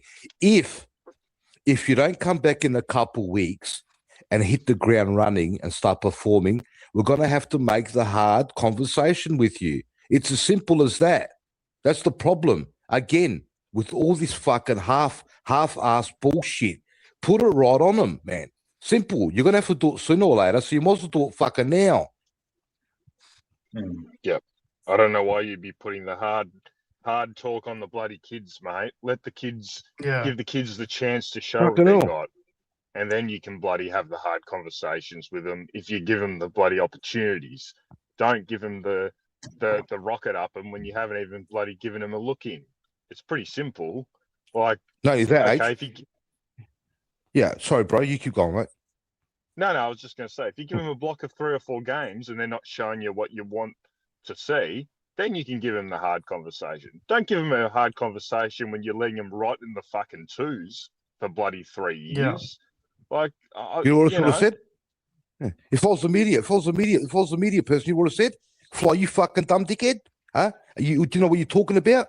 How do you expect a young kid to come in when your best players on the ground is fucking Pendlebury, fucking DeGoey, and Nick Dacos every week. How do you expect a young player to come in when every other player on your fucking list is playing like shit every week? Do you expect a young player to come in, right, and just be the icing on the cake or to ply his fucking trade in the fucking seniors when every other player is fucking playing like shit? How about all the players start playing properly and then you throw a young kid in there and they all support him and then it's easier for him? You expect a young kid to come in, right, and take over and play fucking rock and roll football in his first fucking game with all the nervousness and fucking and the speed of the game and that. How about the other players lift, and when a young player comes in, then he gets supported? How about you tell the fucking mids to hit targets inside 50 and kick the ball properly, so when they bring Westy in, the ball's hitting him on the chest, not lobbed up to him like a fucking Hiroshima bomb,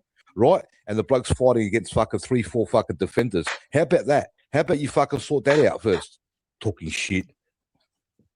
Yeah, pretty simple. Like pretty simple. You know, like I know there'll be people that accuse us of, you know, YouTube coaches and all that, all the shit that we hear every week. But pretty simple. And like I keep saying, every week that passes, more and more people are coming over to the dark side. More and more people are starting to realize, hang on, maybe our approach isn't as good as what we think it is. Maybe there are flaws in the way we're developing or choosing to develop or choosing to select teams. Yeah, there's issues with it. We've known it. We've been talking about it since the fucking middle of last year. But literally the second Mick started streaming, I reckon within the first episode, it was already spoken about. So now we're roughly, how long, Mick? About 12 months you've been going for? It's pretty much been a reoccurring thing, and we haven't really seen a different approach. We've seen the same approach the whole time. Lean on the senior guys, which is fine. Of course you're going to lean on the senior guys. But when you're not winning games of footy, it's time to give the younger kids a go, even if they're not 100% ready, and then you critique them. You give them the block of games, then you can critique them. For example, a good example is like Ed Allen, right? Showing a bit of promise. Awesome if Fly gets him into his office during the week and says, Ed, this is what you're doing great. This is what you need to improve on. But at least you've given him opportunities at the highest level so you can actually properly fucking critique him. Instead, you're critiquing a poor bloke that's probably playing at 6:45 fucking AM out at bloody Casey Fields with the wind blowing 120 kilometers across the fucking ground, and you want to critique that bloke. Like, come on, man. Once again, he made the easy call. Once again, he made the easy call. If he thinks by dropping side bottom, he's made a hard call, he's fucking delusional, because that was an easy call for him. So what he done was, instead of dropping another player to shake up the fucking playing list, like a Lipinski or a Crisp, drop one of them, what he done was, he dropped the young players again, long, and he managed the older one. So again, his selection was easy for him. Instead of making a hard call and dropping another player to shake up the playing list, right? How about you drop Josh Dacos if you got testicles, huh? How about you drop Josh? What are you scared of? His old man's gonna start, right? Huh? What? He's not performing. How about you get him back in the twos and play him back off the wing? How about you shift him? How about you drop fucking Lipper? How about you drop Crisp? But it was easy to drop. It was easy to manage fucking Sidey, Rob, because that way there, it's not a hard call for him. He does it all the time, mate. Yeah. And who was it? Someone in the chat earlier said something about Sidey wasn't happy that he was getting managed or something. That's the first I've heard.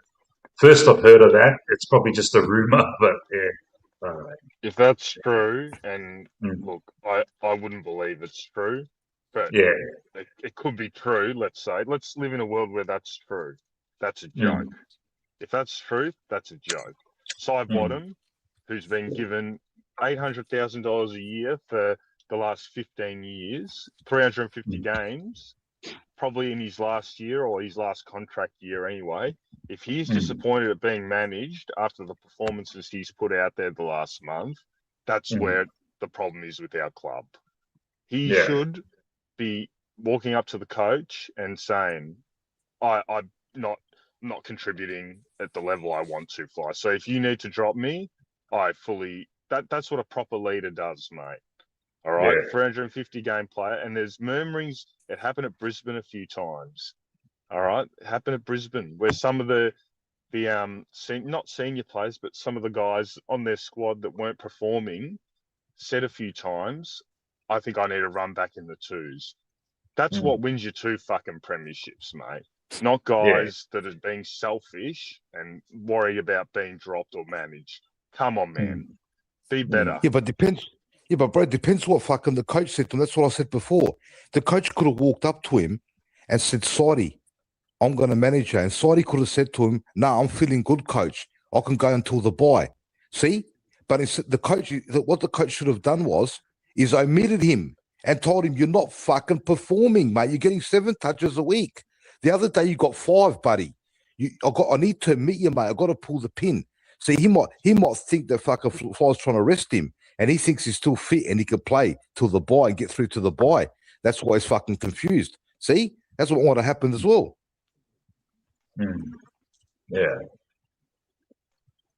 Well, you know what's also shitting me, man? The backroom bullshit that's starting to happen, man, with Craig Kelly fucking off. It's like, man, the fuck is going on, man? There's Drip feed, obviously drip feed. some internal fucking ruckus happening behind the scenes, man. Like, you know, you're hearing shit like Lepic is a hard taskmaster. Then you're hearing Craig Kelly's like an old school type manager type, and he's on leave now or something like that. Now, the next 5 months, we've got a lot of fucking important decisions as a club, man, in regards to list management, replacing the coaching structure, like, the people on the fly and stuff like that, getting new people in. There's decisions that need to be made. And when the back room's fucking all over the place, CEO wants to get the fuck out of there. Why is he negotiating his exit? Why? Like, you don't like the job? Is there something bothering you about the club? It's just, it's kind of like within one season, we've just swapped places with Carlton almost, Results, fucking, within 3 games, we've just almost become them, mate, That's Yeah. why fucking Geelong runs like clockwork, bro, because they don't get involved in the coaching. Chris Scott does all the coaching, and he doesn't want them or the others involved in his fucking football department. Like me, if I was coaching, I'll be saying to him, "Listen, I'm gonna coach my fucking way. You understand? I've got 3 more fucking years. You want to fucking sack me? You sack me, you pay me fucking $2.5 million. You understand? I'm gonna go down on my fucking sword. I'm gonna make the calls. I don't need outsiders. I'm the coach in this club, right? I'm gonna make the calls. So if he's getting pushed and prodded to make stupid calls, right? Obviously it's not working because we're not winning games of football, but he's got to put his foot down and say, "Listen, if I'm gonna go out, I'm gonna go out on my own fucking terms." Do you understand? Simple, because it's going to affect him, because if he gets sacked and he wants to find another job, it's going to hurt his fucking. It's going to hurt him in the long run. So that's why you need a coach that's going to stand firm. You can't let outside noise get inside, and you can't let all the other people that work in the club get too involved. Like fucking Eddie Maguire used to get too involved back in the day, and fucking and shit used to happen all the time.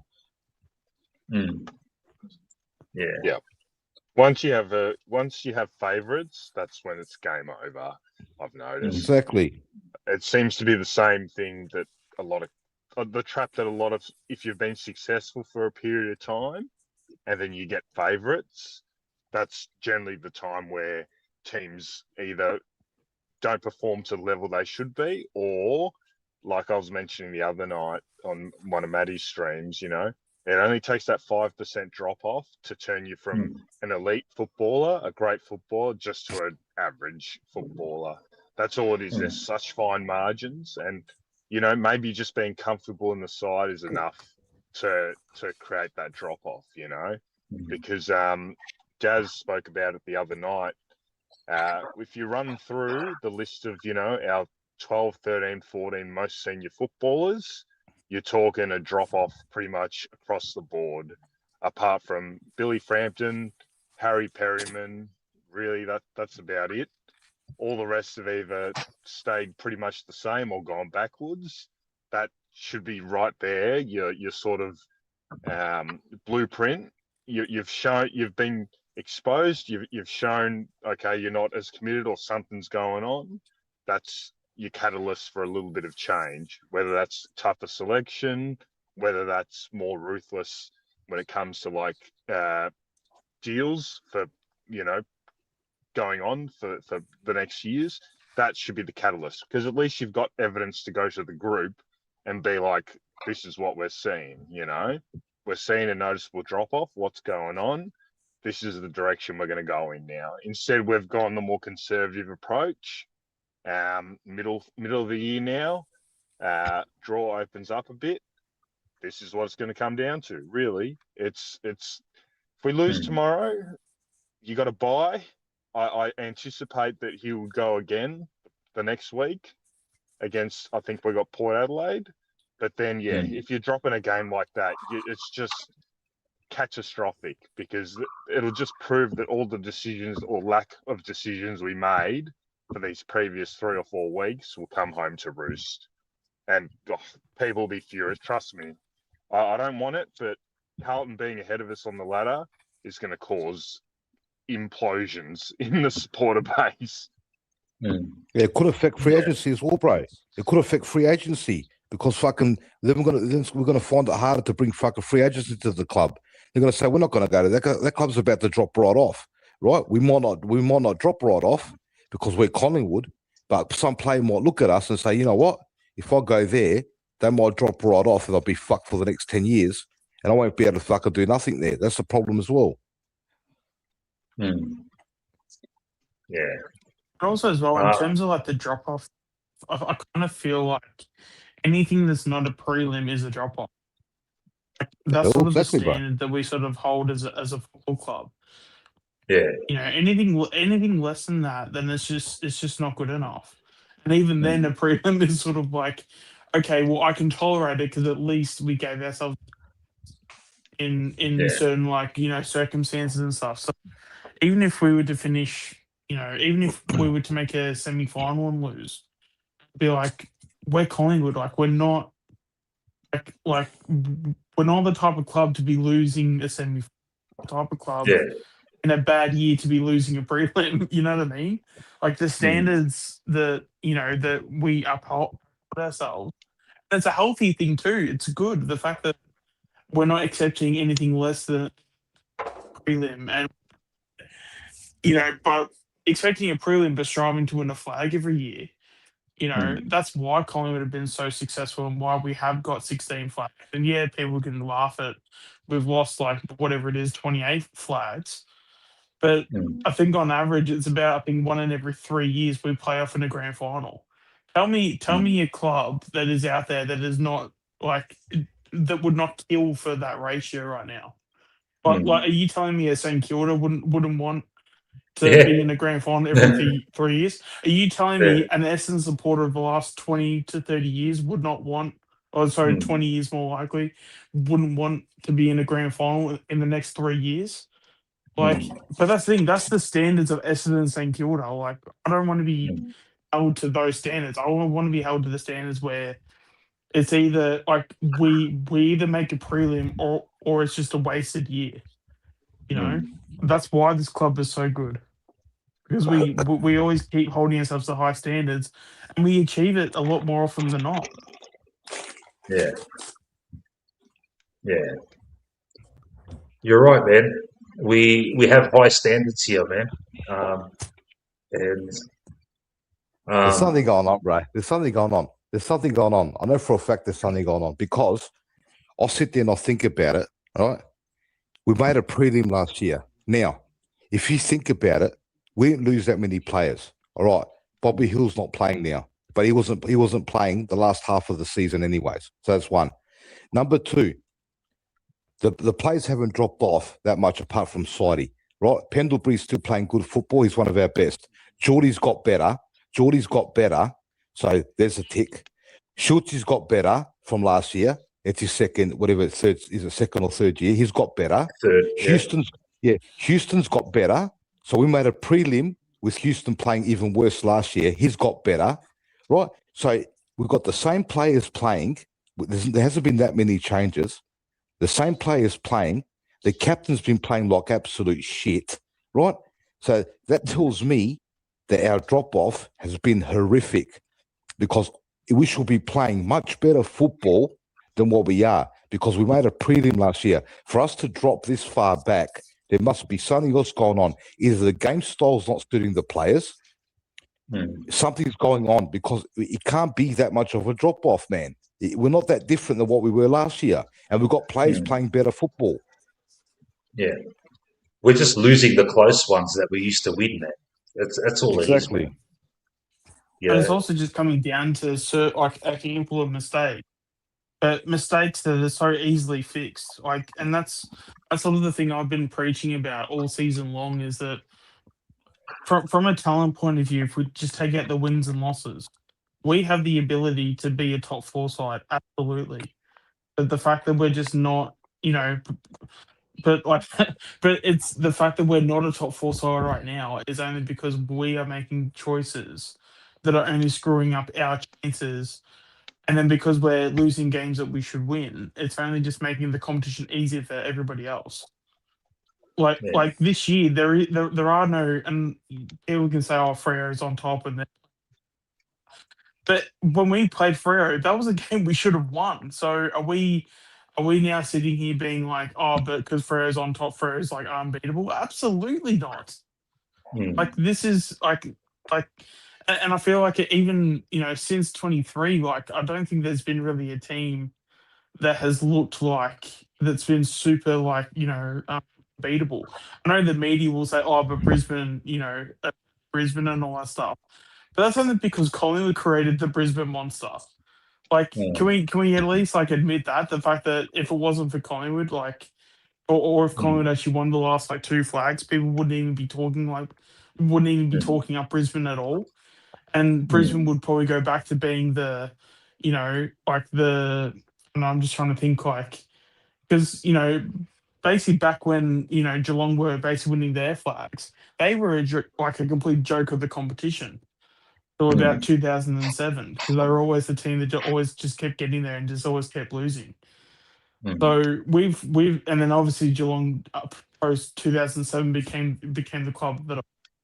But it obviously showed that Geelong are just a really well-run organisation. But I don't know. I just get this feeling that, in a weird way, that Collingwood have created the monster that is called Brisbane. Because really, without us, or the fact that we haven't been at our best, that's why we have this monster called called the Brisbane Lions. But if we were on top of our game, this monster wouldn't even exist in the first place. Because it should be Collingwood being the monster or being the and that's what I was about to say. And that's what's been so frustrating is the fact that it's like it's not the fact that we keep making these grand finals or making prelims and we're just not good enough. We are good enough, but we keep making shit decisions that then affect our results. I keep stressing that so fucking much. And even when people say, "Oh, but Pendle's got injured in the prelim and blah," people are like people in terms of how they are from their health go up and down throughout the season every single year. But if you look at how we manage our players throughout the home and away season, where we've been calling a rest for society for weeks, we've been calling certain players to play in the VFL to get their form. The fact that we are terrible at managing our players plays a huge effect, and the fact that we made a prelim last year, again, by being so terrible at it, people will be like, "Oh, but we got to a prelim and that was the limit." No, the limit was fucking winning a grand final because this team's good enough. Like, I'm tired of when it gets to the end of the season, and let's just say we make if we make the elimination final, and then people go, "Oh, but that was our expectations because we were only good enough to." I fuck with that noise. like this team, if people aren't going to see it or not, like it doesn't matter. This team is good enough to win a flag. Mm. You know, but we make it so fucking hard on ourselves. The fact that Exactly. we are the ones that kill our own momentum rather than the opposition doing it. Like we are our own worst enemies. Mm. Like, and it's just frustrating to see this team every single week, and you can see the talent, you can see the ability, you can see us pile on 5-6 goals like without even like that much of an effort. Mm. But then we just turn on Presti mode and we just shut up shop and we just play a defensive game for however much of a period of time. Like Yeah. Mm. I'm just kind of Yeah. tired of it, and this I think that's I don't know if it's like the most frustrating part about it. But one of the most frustrating parts about it is that the supporters just eat it up.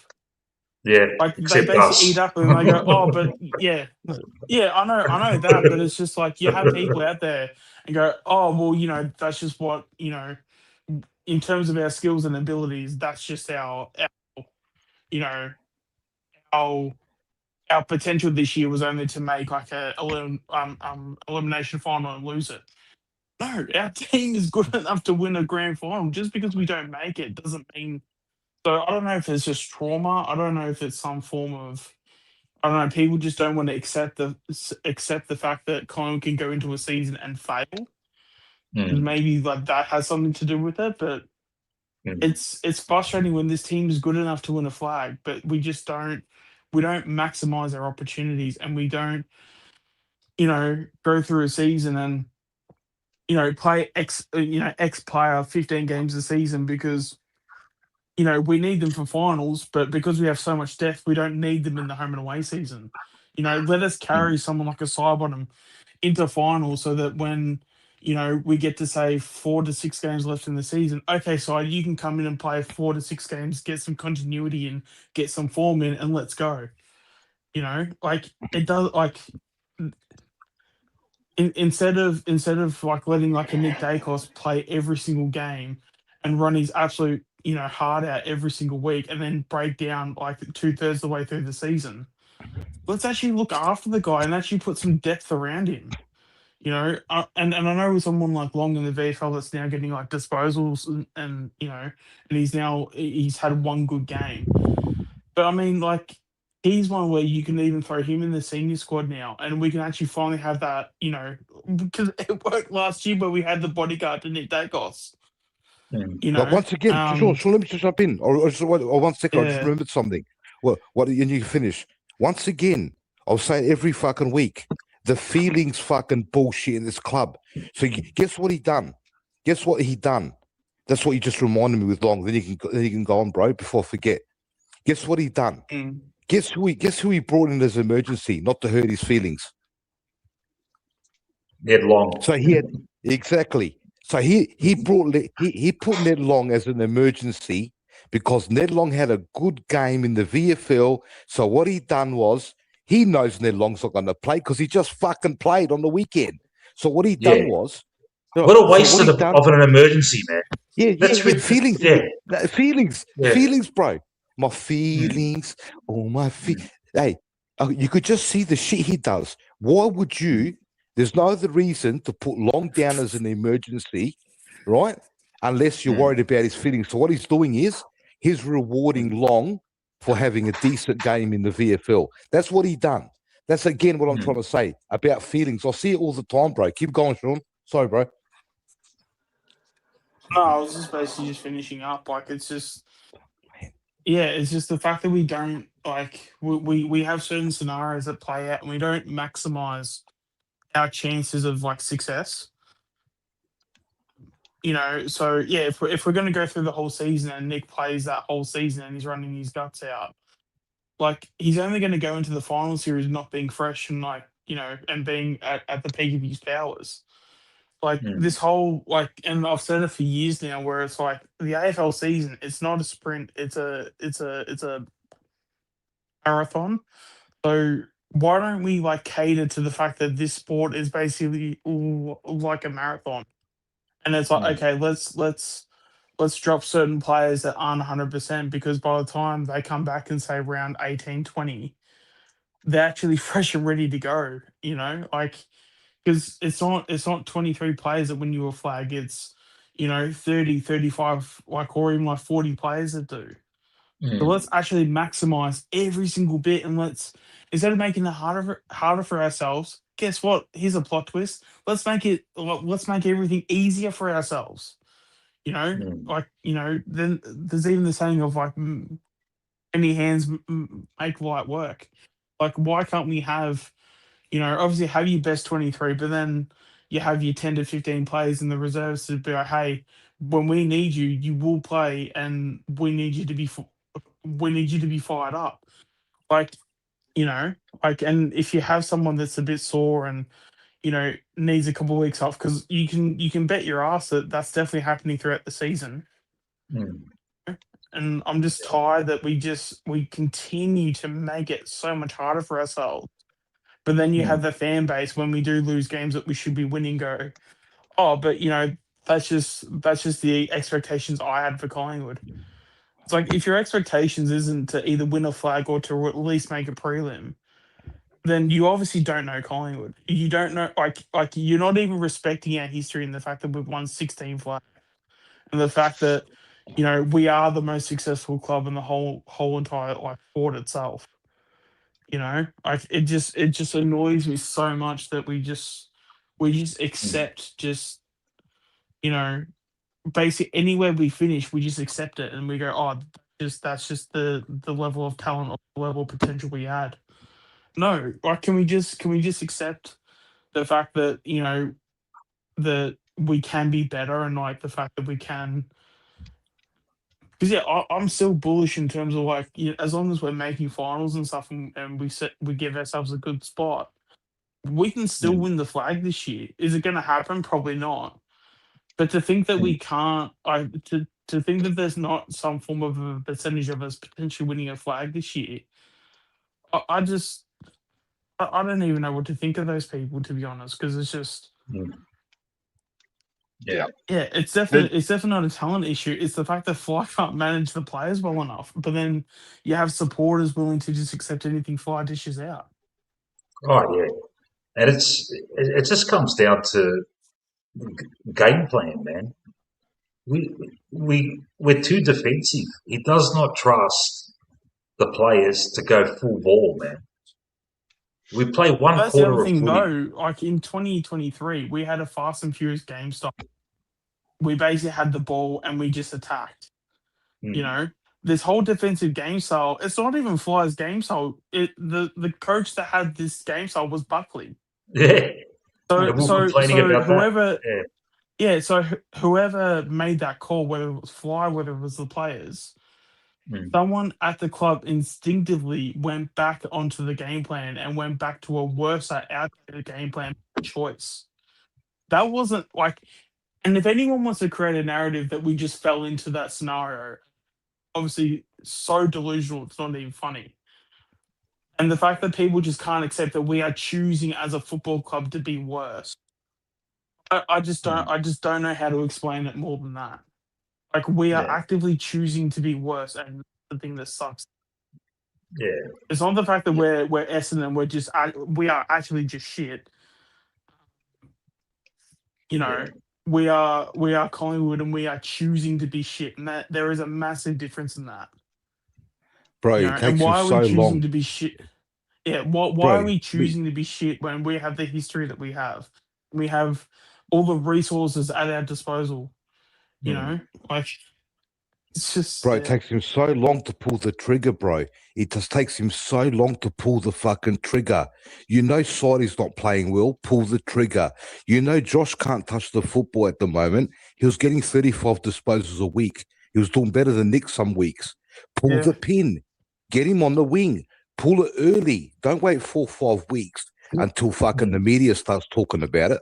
Pull the pin early. You can see what's going on, right? You put Long forward. You put Long forward and you leave him up there for 4 weeks.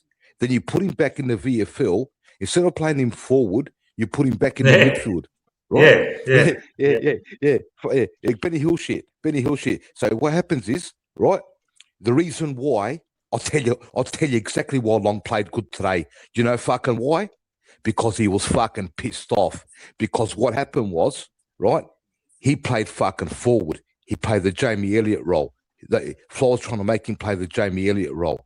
And fucking what happened was, Fly dropped fucking Long. And Long was pissed off because fucking Fly dropped him, not for playing midfield, for playing in a position that he couldn't fucking play properly, right? So what happened was, Long's pissed off. He goes back to the VFL. He goes, you know what's going to happen today? I'm fucking pissed off. So I'm going to put my head over the football, and any cocksucker comes near me, and I'm going to fucking crunch him. And that's what he fucking did. And he sent a message to Fly and told him, you're playing me in the wrong position. I am not a forward. Do you understand? Or are you fucking dense? Right? So what happened was Fly goes, oh, sorry, Longy, I made a mistake. What I'll do is I'll put you on the emergency list, even though you know and the whole world knows that I can't play you because you played 2 days ago, but I'll reward you for making a mistake and putting you as a forward for 4 fucking weeks. That's what I'm saying. It takes him too long to make adjustments. It takes him too long to make moves. He lets things fester and fester and fester. Before you know it, the fucking team loses confidence. They're scared to take their kicks. They're scared to play rock and roll football. They're scared to make mistakes, right? Look, I used to hear every player on the fucking press conferences after the game, oh, Fly wants us to make mistakes. Fly wants us to make mistakes. He wants us to take the game on. For the last 1 year, I haven't heard any player say that on the fucking media press conference. It's all gone quiet. Everything's gone quiet.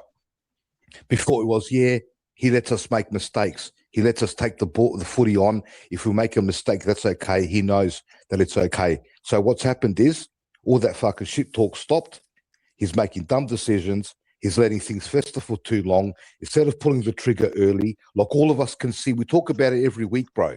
We know what needs to be done, and it takes him that long to work it out, man. Yeah. That's why I'm happy with our opponents tomorrow, actually. It's actually a very good team to play against, Melbourne. I'll tell you why. Because they have been playing free-flowing footy and they've been willing to take the game on.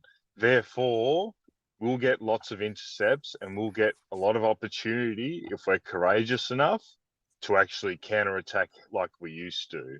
Melbourne is literally the perfect team we can play against because it will show me where the mentality and where the game plan's at, because we will get looks, we will get opportunities to go through the middle tomorrow. I promise you, they will take the game on and we will intercept here and there.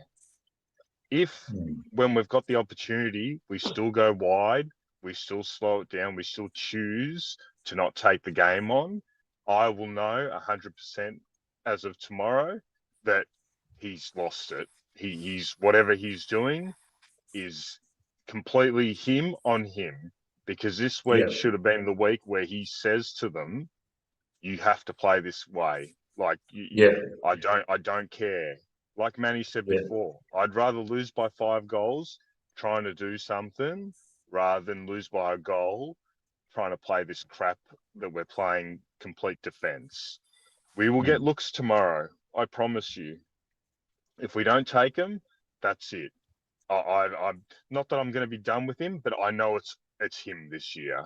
Now I'm still 50-50 or 60-40. I don't know where it sort of sits at the minute, but tomorrow's going to tell us a lot. If we play this defensive crap again tomorrow, I know what it is, 100%. Yeah. And now in the press conferences, he's saying, I want the boys to play like we did in that last quarter earlier in the game as well. But he contradicts that by putting up Presti signs halfway through the third against West Coast. It's like, hold on a second, buddy. Yeah. You're telling the media that you're telling the boys to play fucking, run and gun footy, and then you're putting Presti signs up. I don't know, man. Smart. It's total different messaging here, Fucking dumb, bro. It's dumb, bro. You know what you do? Right. So you go out, you fire the boys up. You go out 3/4 time, You fucking got them in the circle and you're firing them up. Right, boys? We're fucking 3 goals down. We've got to start fucking running gunning. We've got to start fucking launching. Right?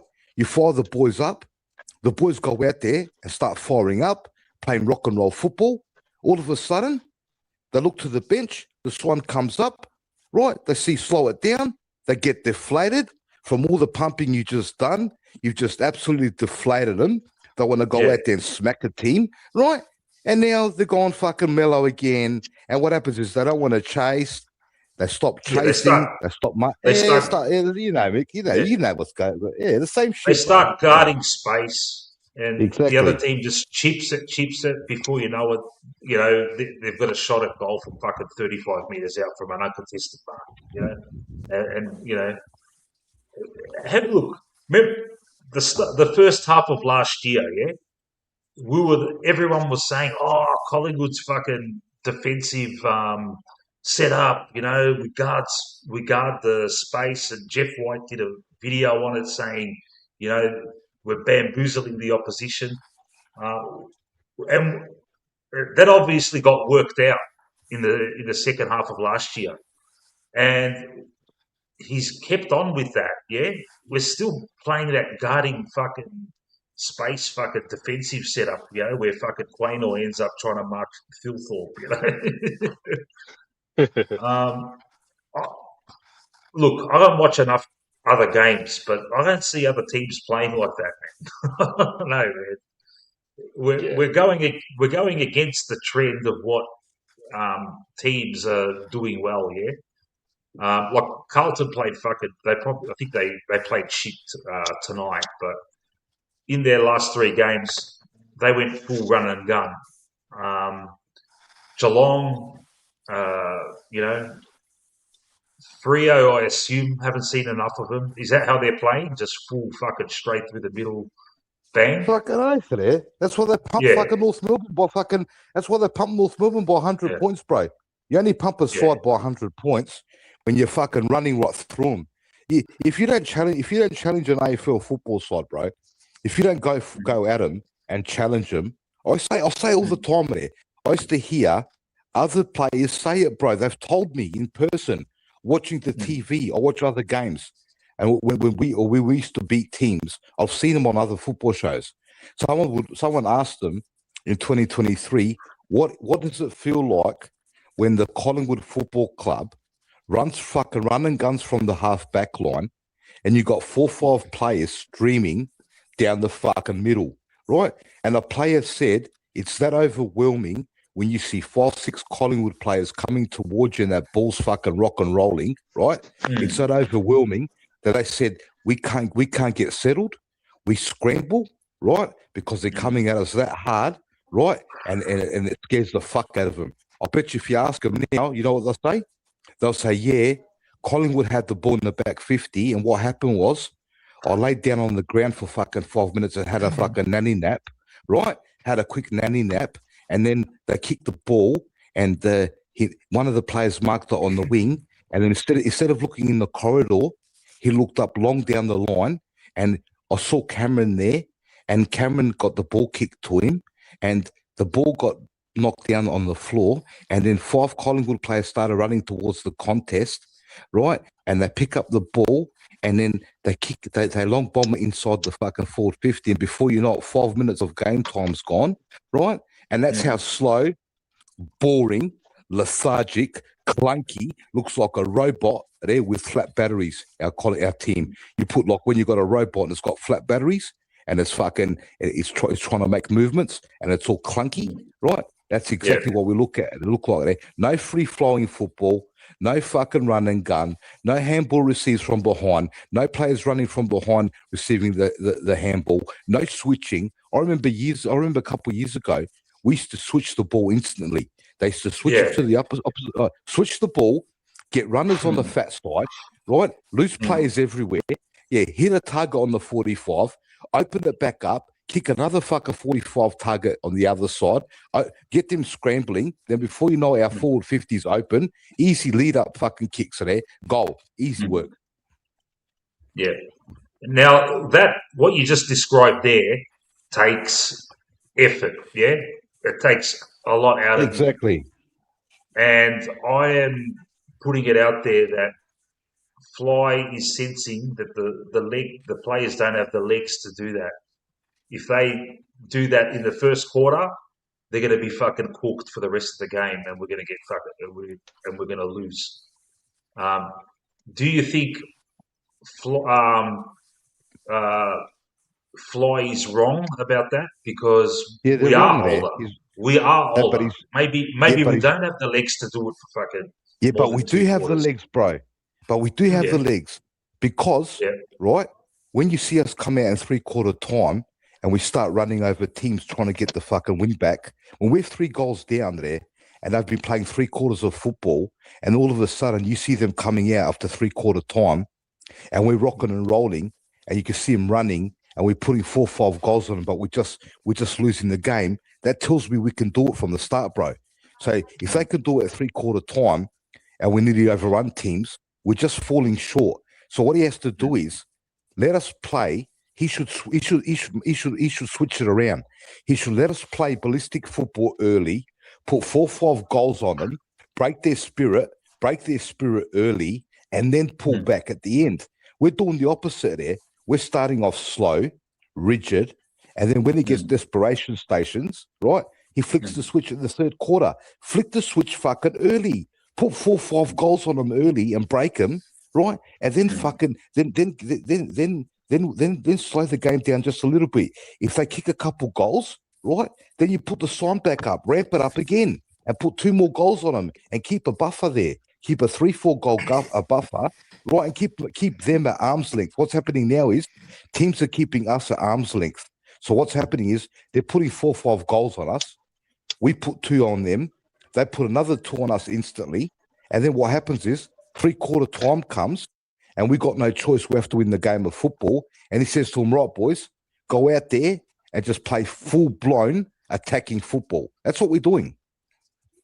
Yeah. I would much rather start the game. So each game of football starts 0-0, right?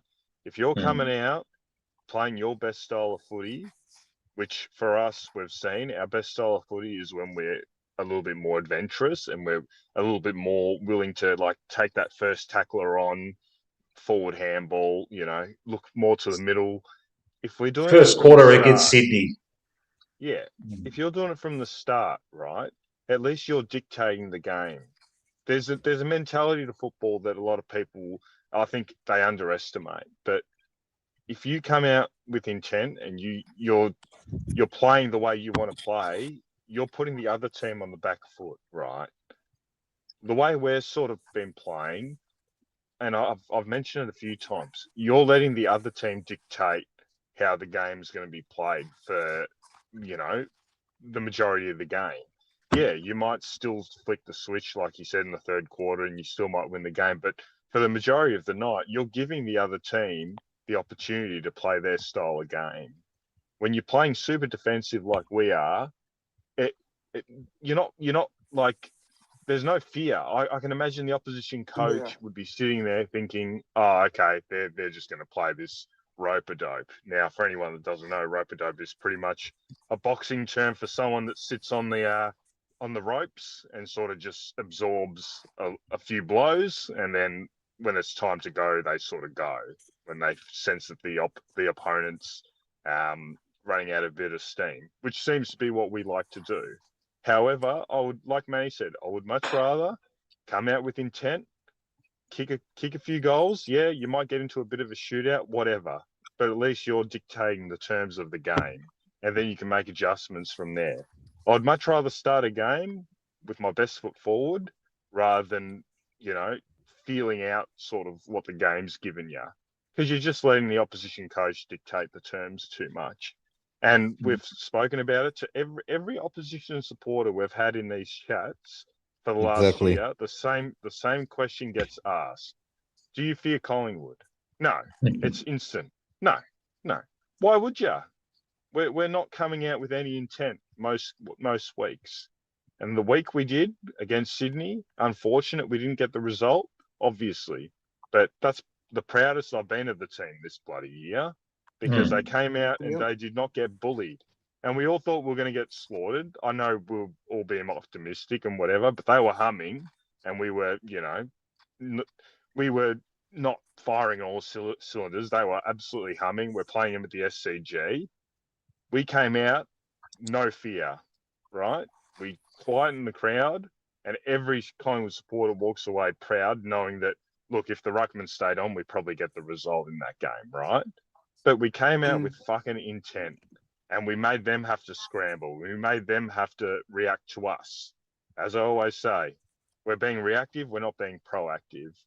Much better to be proactive and positive from the start, and then you at least have some form of control rather than trying to be too cute and play it like a chess game, which, yeah, okay, sometimes you might get the result. And, he's a genius then. But evidence we've seen so far is we're not winning. Yeah, a lot of close games that could have flipped, whatever. But still the style of play hasn't been there to what I think is going to get us as far as we can this year. That's all it comes down to at the end of the day. We know the team can do better. Every single person in this chat, and Sean references it a little bit, everyone knows we've got more to give. So it's frustrating when we're not getting what we sort of expect. I just wish he had more balls to lose a game by a little bit more, but play the right way. I don't care if you lose, but you're showing intent like the Sydney game. I honestly don't care. Well said, man. Yeah. Hey, Mick. Yep. Just imagine, right, at 3/4 time, you're in the huddle and you're a player and you look at the scoreboard and you're 4 goals down, your legs are fucking heavy, and you know now the coach wants you to flick the switch. You know how much easier it would be to be up at fucking 3/4 time by 4-5 goals, and as a player, all you got to do, right, is keep nice and tight defensively, maybe put another goal on them and bury him, right? It's a whole different mindset because you're already in front, you got confidence, right? The other team's fucking panicking. They got to launch now and come for you. But it's the opposite with us. Our players are sitting there, their legs are heavy, they're tired, and now the coach wants them to go out after 3/4 time and try to run over a team. It's not going to happen. You're better off being up 4-5 goals, go to 3/4 time, have a nice drink, look at the scoreboard and say, right, if we put one more goal on them, we're going to break them, and that's it, easy work. But with us, it's always the opposite, mate. I wonder if it is Jared Way fucking just because you look at some of the players that they're playing like low percentage game time, and you're thinking to yourself, why is Ed Allen only playing 60%? What the fuck, man? Don't they, like in the preseason? Don't you get them ready to be fucking ready to play 80%? Like what? Does it take a whole fucking season of fucking conditioning to allow a player to play 80%? I'm sure Allen in the VFL plays fucking 80%. Yeah, every time. Yeah. Bro, he sits on the back. He sits in the back of the box. I've seen him every time I've seen him. I've seen him sit in the back of the box, right? And he's talking to Fly all the time. I'm not sure if other teams' fucking fitness boss sits at the back of the box all the time, but he's there every single game, and he's talking to Fly, and Fly's on the computer looking at shit.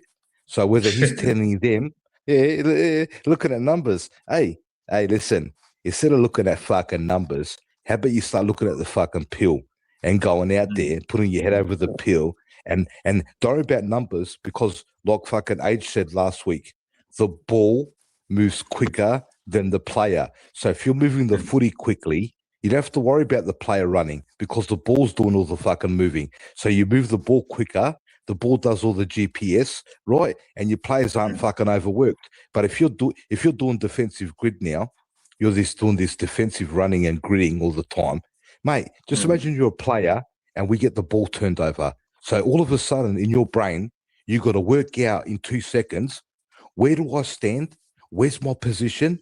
How much gap do I give that player? What's the teasing fucking distance? So all that shit's gone through your head, and before you know it, right, you've missed your opponent. He's got out around the back, and he's putting a goal over your fucking head. Mm-hmm.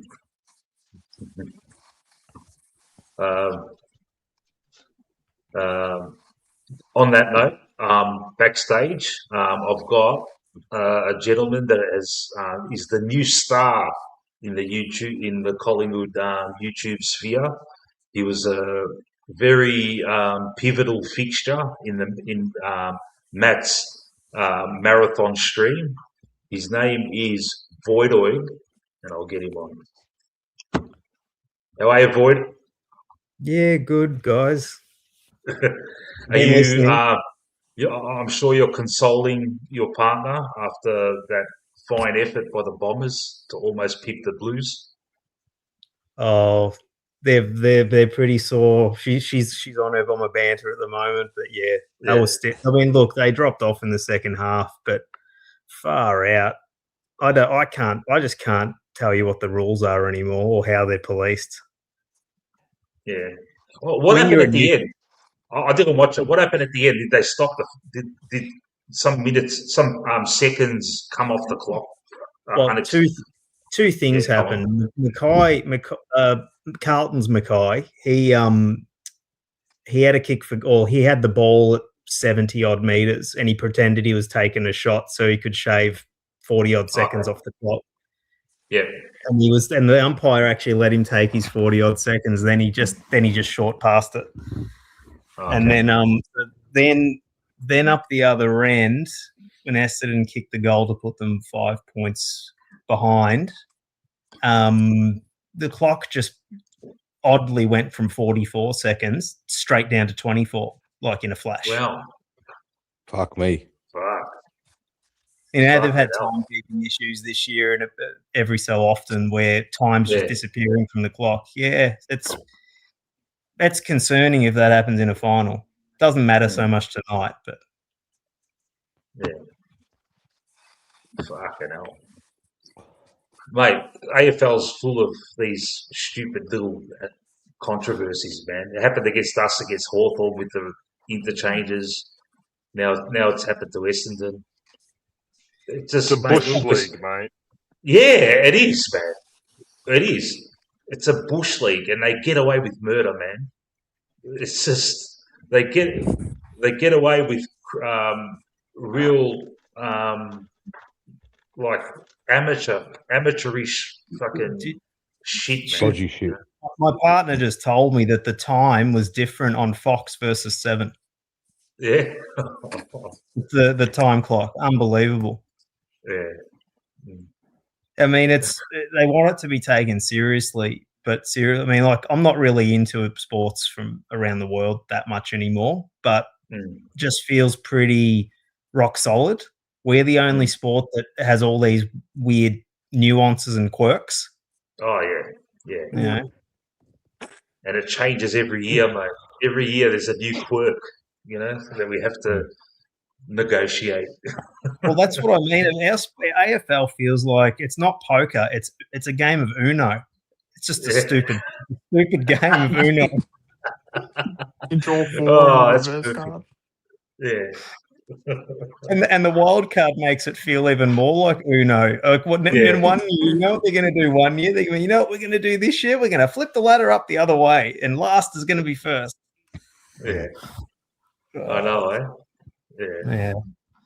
All you want is consistency. This is what most people thrive for. You just want fucking some level of consistency. But every week we get these weird fucking things that happen, and it's just so amateur.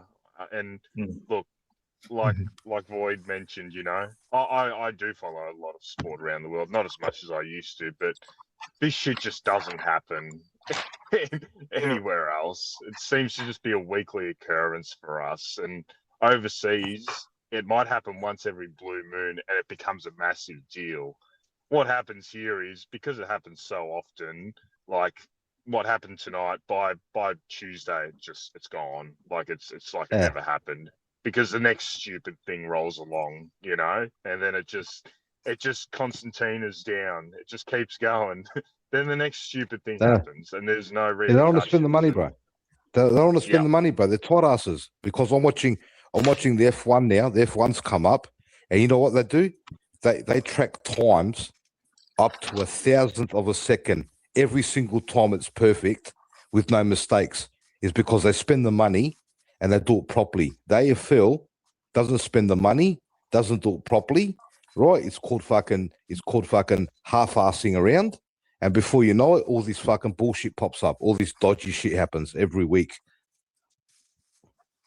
Hey guys, I'm just going to go fill up my coffee. I'll be back in 2 minutes.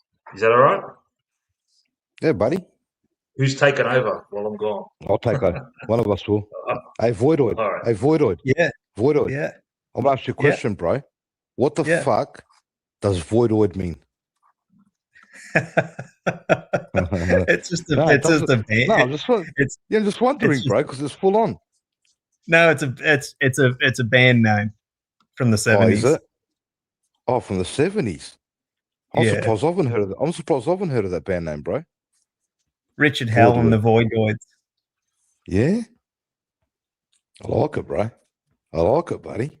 Oh, I think I Voidoid. made that YouTube account when I was in my punk era.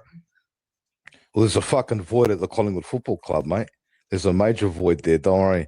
They better fucking come out Monday. Hey, tomorrow, I want to see fucking action. I swear to God, bro. I'm on my last fucking legs at the moment. I'm right on the edge of my patience, bro. If they don't come out tomorrow and play properly, bro, something's going to have to get smashed. Yeah, it just has to, man. Right? It's beginning to be on the joke, bro. I'm telling you, I'm losing patience, man. It's starting to fucking piss me off, man. I don't know about you boys, but it's starting to really get to me this year, man, for some reason. I'm telling you, I'm so fucking pissed off, bro. I'm frustrated, mate. Yeah. You just want to see the club going in the positive direction. That's all. You don't want to see floundering. That's what I think.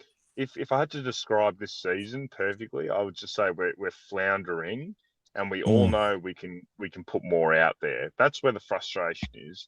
You said it perfectly before, Manny, or I'm not sure if it was you, Manny, or Sean, but we're not Essendon. We know we're not Essendon. You know, we know we're capable of more. So when you're not seeing it, that's where the frustration is. If we knew we were shit, we would just fucking accept it, and we would Exactly. Yeah, we'd be angry. Exactly right. We'd be angry, but we'd be angry for different reasons, you know. But we're upset, we're frustrated, we're just not seeing our full potential, you know. That's where the frustration is, and that's why, like, games like tomorrow are a perfect example to prove us all fucking wrong. But exactly, the evidence of this year says we're going to see much of the same thing, and yeah, we might get the result, and it might wallpaper over a few cracks, but we just need to see something a little bit more positive from this bloke. And I know a lot of people try and see Wade as, you know, the reasoning, and ultimately it all comes back to Fly. I'm sorry, he's the head coach. He is the head coach. You can look at Wade and, oh no, Wade does this. No. At the end of the day, the head coach is the fish rots at the head. It's ultimately up to him. If he's not happy with what Wade's putting out there, he can override him at any time. That's what the head fucking coaching role is. He is the ultimate decision maker, and he is the ultimate responsibility for anything that happens on that field. Everything and anything. So ultimately, yeah, it could be Wade filling his head with shit, but still, it's Fly's decision to listen to him or not. That's all it is, mate. So that's where the frustration is. We're seeing all these things we've spoken about for the last bloody 12 months are all the things that are just progressively getting worse and worse. Every week, it's like that extra 1%, 2% in the wrong direction. And that's what you just need to turn around. Simple as that. What I am happy with, like, there is a level of cognitive dissonance required to follow Collingwood at any season. Because, you know, I'll go into my objective mode, but then there's the little kid mode that's still, like, I keep sacred in there, where I'm like, I'm looking forward to seeing these guys tomorrow. But I do like that we seem to be lifting our scoring shots from like we're struggling to crack 19 at one point this year, 19 scoring shots. Now we seem to be hitting the high 20s, 30 odd. Still not playing pretty football for 3/4, but I like that we're getting those scoring shots, which were just felt like we weren't going to kick more than 68 points, early in the year. And then when we watched the Freo game, I thought, oh shit! Like I know it was wet, but 39 or whatever we kicked that night, like we really can't score. I'm really glad we rectified that to a degree, and without even moving the ball that well, which is pretty good. If we can fix our ball movement, against Hawthorn, our ball movement was fantastic because you had McStay dragging their defenders out of the 50, and then it just cleared the deck. And then you're getting these shots that's why we're able to be so accurate that night. We were getting a lot of our shots just like right in the middle. And we've got to do more of that. Got to use, because too often earlier in the year, our forwards are all jumping at the same contest. Ball was hitting the deck and nobody was there. That's just dumb. He's got a theory. He's got this theory, Fly. He's got a theory, right? His theory is to keep the game as low scoring as possible, and just as long as we got more points than them at the end of the game, he's happy with that. So keep it nice and dull, nice and restricted. Keep it real defensively, and as long as we kick fucking 60 points and they kick 50, he's happy with that. Because I've heard him on press conferences. Oh, we kept them to a low score. Yeah, we kept them to a low score. Nah, how about we kick 120 and they kick 100? Does that sound better? How about we kick a big score and they kick fucking 70 points? See, he's happy with us.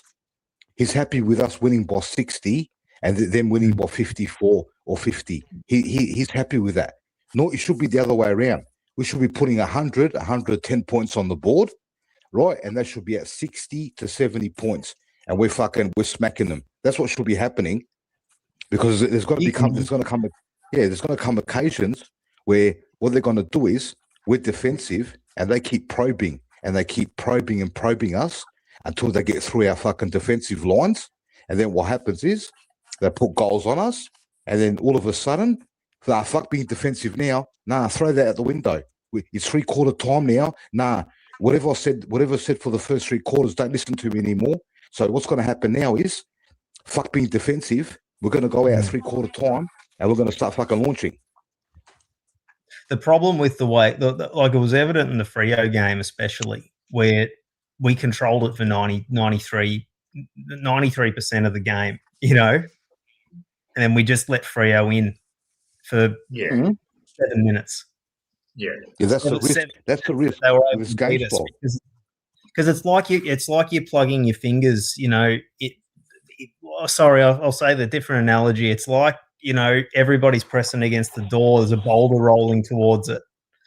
They're trying to hold it back and hold it back and hold it back, just praying that and that's it's a Ross Lyon sort of style, which. I mean, he was able to actually get the balance right a little bit better earlier on, where we were still attacking and defending pretty well without, now it's gotten a bit ugly. We still played pretty football in these first couple of years. We don't play pretty football that much anymore. Exactly. Bro, what does your miss? I'm going to ask you a question, right? What does your missus say? She's an Essendon supporter. What does she say to you about Collingwood now this year? What does she say to you? Does she watch games with you? Yeah, from straight. She can answer. So when so how are you? What's your name? Good, Ray. Oh, Ray, how are you? So Ray, when you sit down and you watch a Collingwood game now compared to our premiership year, what do you say to Void about how we play? What do you say to him? It's very stagnant. Oh, exactly. The style is just, it's very stagnant. But sometimes I think it's a safe game. it's like they're keeping it safe and then just holding the team out and then winning. Yeah, exactly. And what do you think of what do I say when I watch the games? I don't remember what I say. What am I yelling if I ever yell? These days I don't yell that much. First of all, Voidon, you come across as the most you're softly spoken, you sound like the nicest guy you could ever meet. Are you like, is it Jekyll and Hyde when it comes to you watching Collingwood? Do you go up off your tree? Oh, not really. I used to. No. Now I'm sort of. I watch the game like I'm a coach. Yeah. So I'm sort of watching it intently and like looking at everything that's on the screen or at the ground if I'm there. Ray's different, and she's like tonight. I was like giving me a migraine. I tell you what, I'm not very happy about. Tell you what, the umpiring this year has been absolutely atrocious. Yes, Essendon did lose the game tonight, but yeah, I'm just like, my God. I just get mad. I sort of get mad at shanked kicks or clangers and things like that, especially when they're pretty easy targets. Like that's probably what I'd lose it at. But I could see when we're building up with a great passage of play, and then there's that last kick we fuck up, that very last one, after like a nice little chain, especially from players who usually are pretty good at it, and just can't be doing that. It's a game of degrees, and just that stuff costs you. Like tonight, even Merritt was shanking all of his kicks like he does quite often, and that really cost them big time. Yeah. Do you know what I would say to Merritt? If you want to trade next year, depending on how well you play is where you'll go. And if you don't play well, you'll be going to where we tell you. You're not going to Hawthorn. That's right. Simple. Straight to Richmond. Void, why don't you tell us your partners there listening, bro, so we can tone it down a bit. We don't want to be carrying on too much while your missus is there, bro. No, she's on headphones on Bomber Banter. I pulled her off. Oh. Yeah. Oh, because you know me, bro. You know me. I can get a bit out of control sometimes, bro. I know. I listen to you all the time, and you're a cult figure. Fucking loser, bro. Bro, you know sometimes when I'm watching. Don't worry, I've heard worse than what you've said. I say worse. She says worse than what you say. Oh, no. She good, bro. Go right on with it, mate. She's a gut mouth.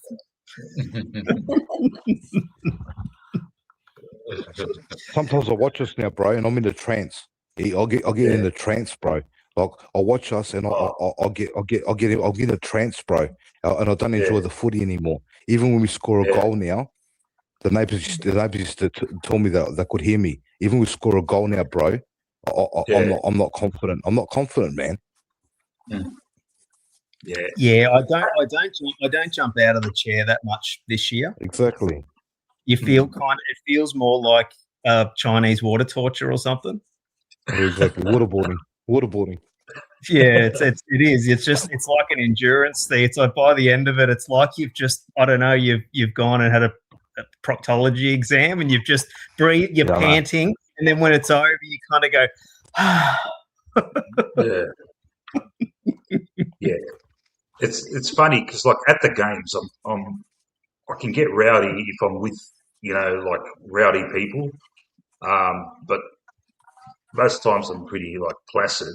Because like there's so many people going nuts. It's kind of like fuck. I can't compete with that. But when I'm at home watching on telly, forget about it, mate. I'm just. Mick, what do you do? What do you do there? What do you do when you're watching the game at the ground and you can't see the ball? Are you watching on the screen until the ball comes back, or you just? Oh yeah. Yeah, I'm watching on the screen because my eyes are terrible. I'm in denial. I need glasses. Yeah.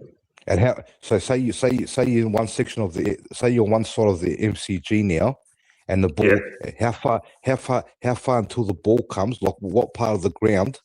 What part of the ground does it have to be for you to see the fucking play properly? If it's on the other side of the ground, can you see anything, or is it just like fucking people there? Yeah, it's just like fucking ants, mate. Yeah, like if I'm on the forward pocket or the half forward flank and the ball's on the other side, I'm watching it on the screen, mate. And then You can't see nothing up. Yeah, once we get a run on and we go into the middle and heading forward, that's when I watch it live, like right in front of me. Yeah. Fuck me. Yeah. That's how it is, man. Fuck. But See, when we do have nice passages, I'm so sort of worn out sometimes that it doesn't kind of G me up that much. Even when we like in that fourth quarter, I was kind of a bit flat even when we were playing well. You knew, bro. Yeah, because you knew we weren't going to get the job done, bro. You just knew it, bro. We haven't got the power to get the job done anymore. We just know it, bro. It's not like in 2023 we knew that we're going to run over the top of them. We know now that we haven't got the fucking power to get the job done, man. how fucking surreal was 23? The one game I was the Sydney game, I must admit, like the Sydney and the Hawthorn game, I felt kind of really invested like I was like last year, earlier in the year. I actually felt like a bit of our DNA showed in those couple of games. Yeah. Yeah. Mate, back in 23, it was so surreal that we were down at three-quarter time in so many games that we just expected to come back. It was like an expectation. That game against Adelaide where Noble kicked the winning goal and then Siding kicked that strategic behind, so they had to go the whole field to get it back. And then the North Melbourne one, and so many games, man. Carlton, it's like fucking hell. And like all those times, we just knew that we'll give it a shake, mate. And that's we don't trust them, bro. Mate. We don't trust them anymore, bro. We don't trust them. We don't trust them anymore, bro. Like tomorrow, I can't sit here now and tell you tomorrow when the ball gets thrown up what's going to happen. I can't tell you anymore because I don't fucking know.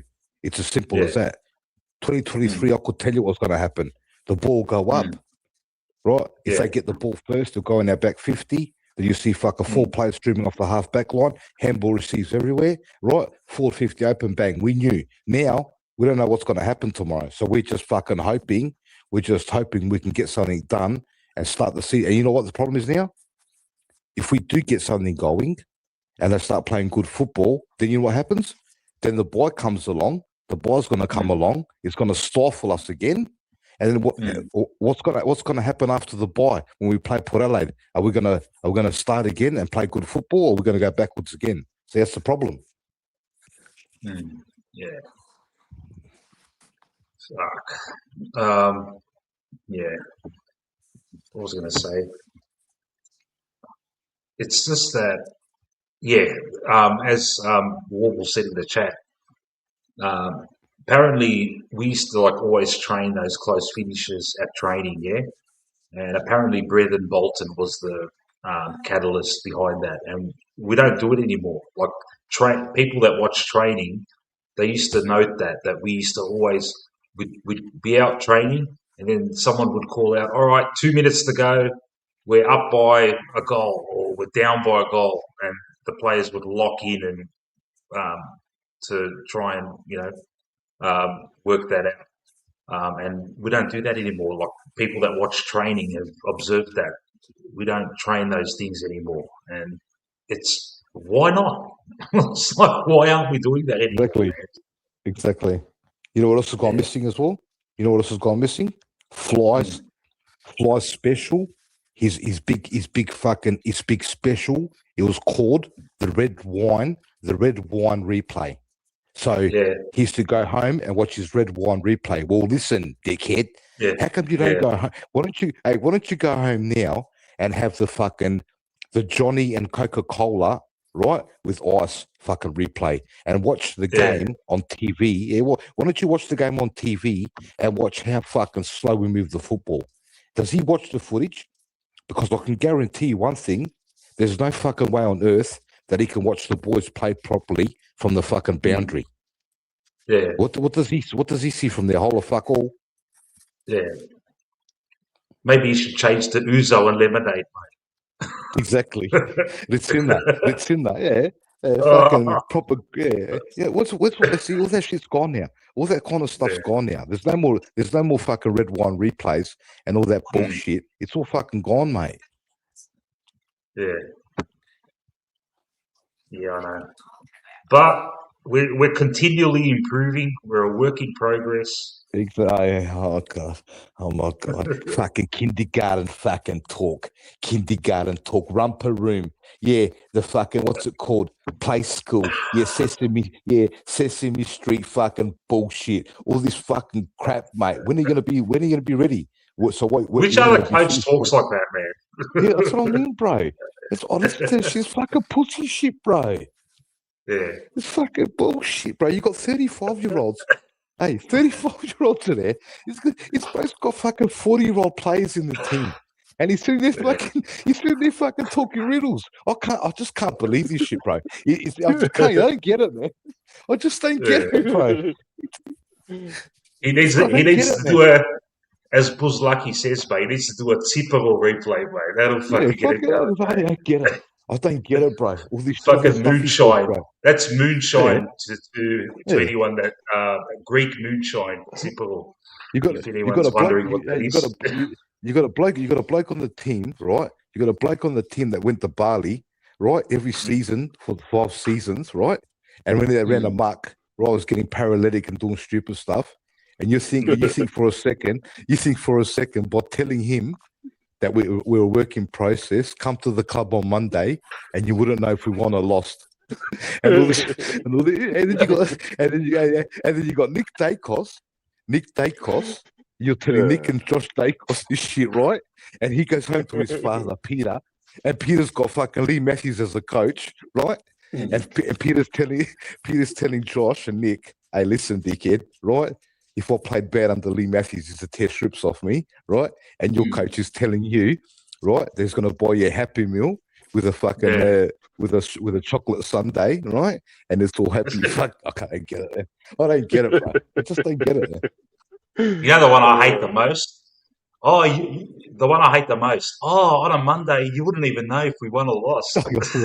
Oh my god. Like, if Manny was coach, if they lost on a Monday, they fucking know about it, mate. Lee Matthews the same, mate. They know about it, mate.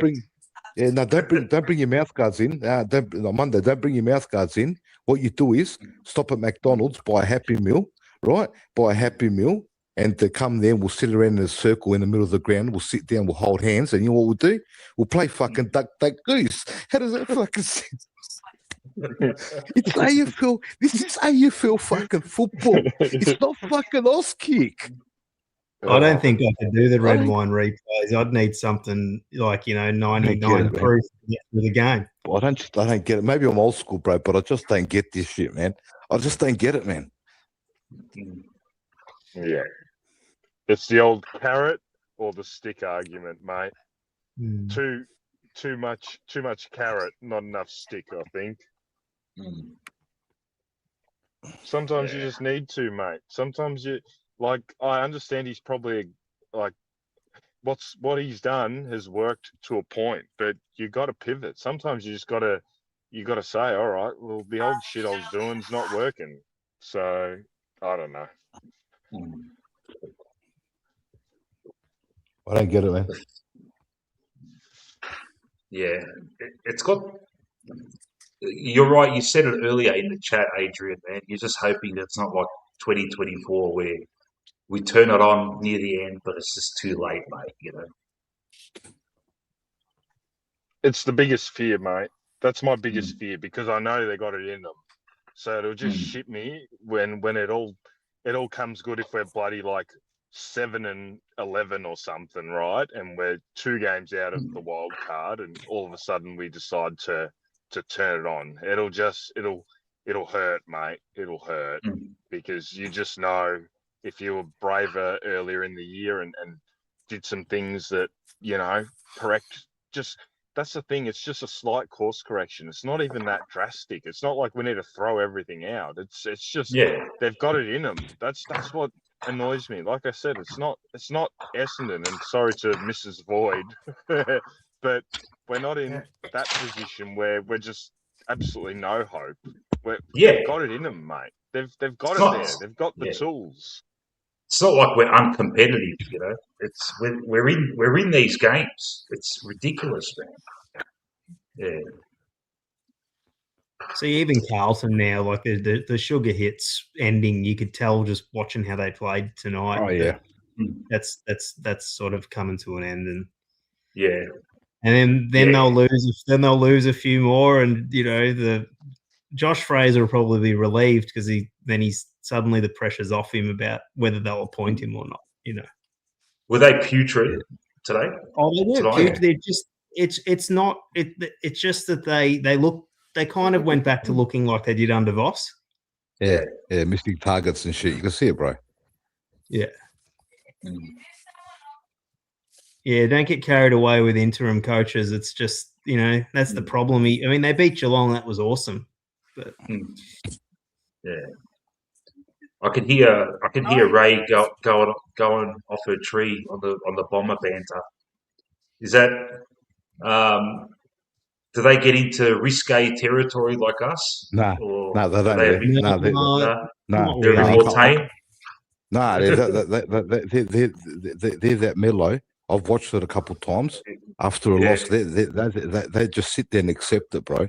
If it was us, I reckon the neighbours will call the cops on us. Guaranteed. If we hadn't played a final, in 20 years, bro, I'll guarantee you the cops will get called on us. Or we'll get locked up for noise abuse or some shit. Guaranteed. Yeah. There's no way we accept not playing finals for 20 years, bro. It wouldn't happen. It just wouldn't happen.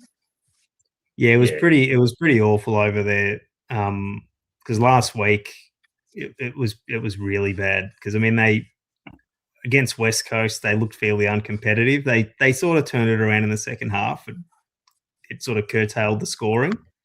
But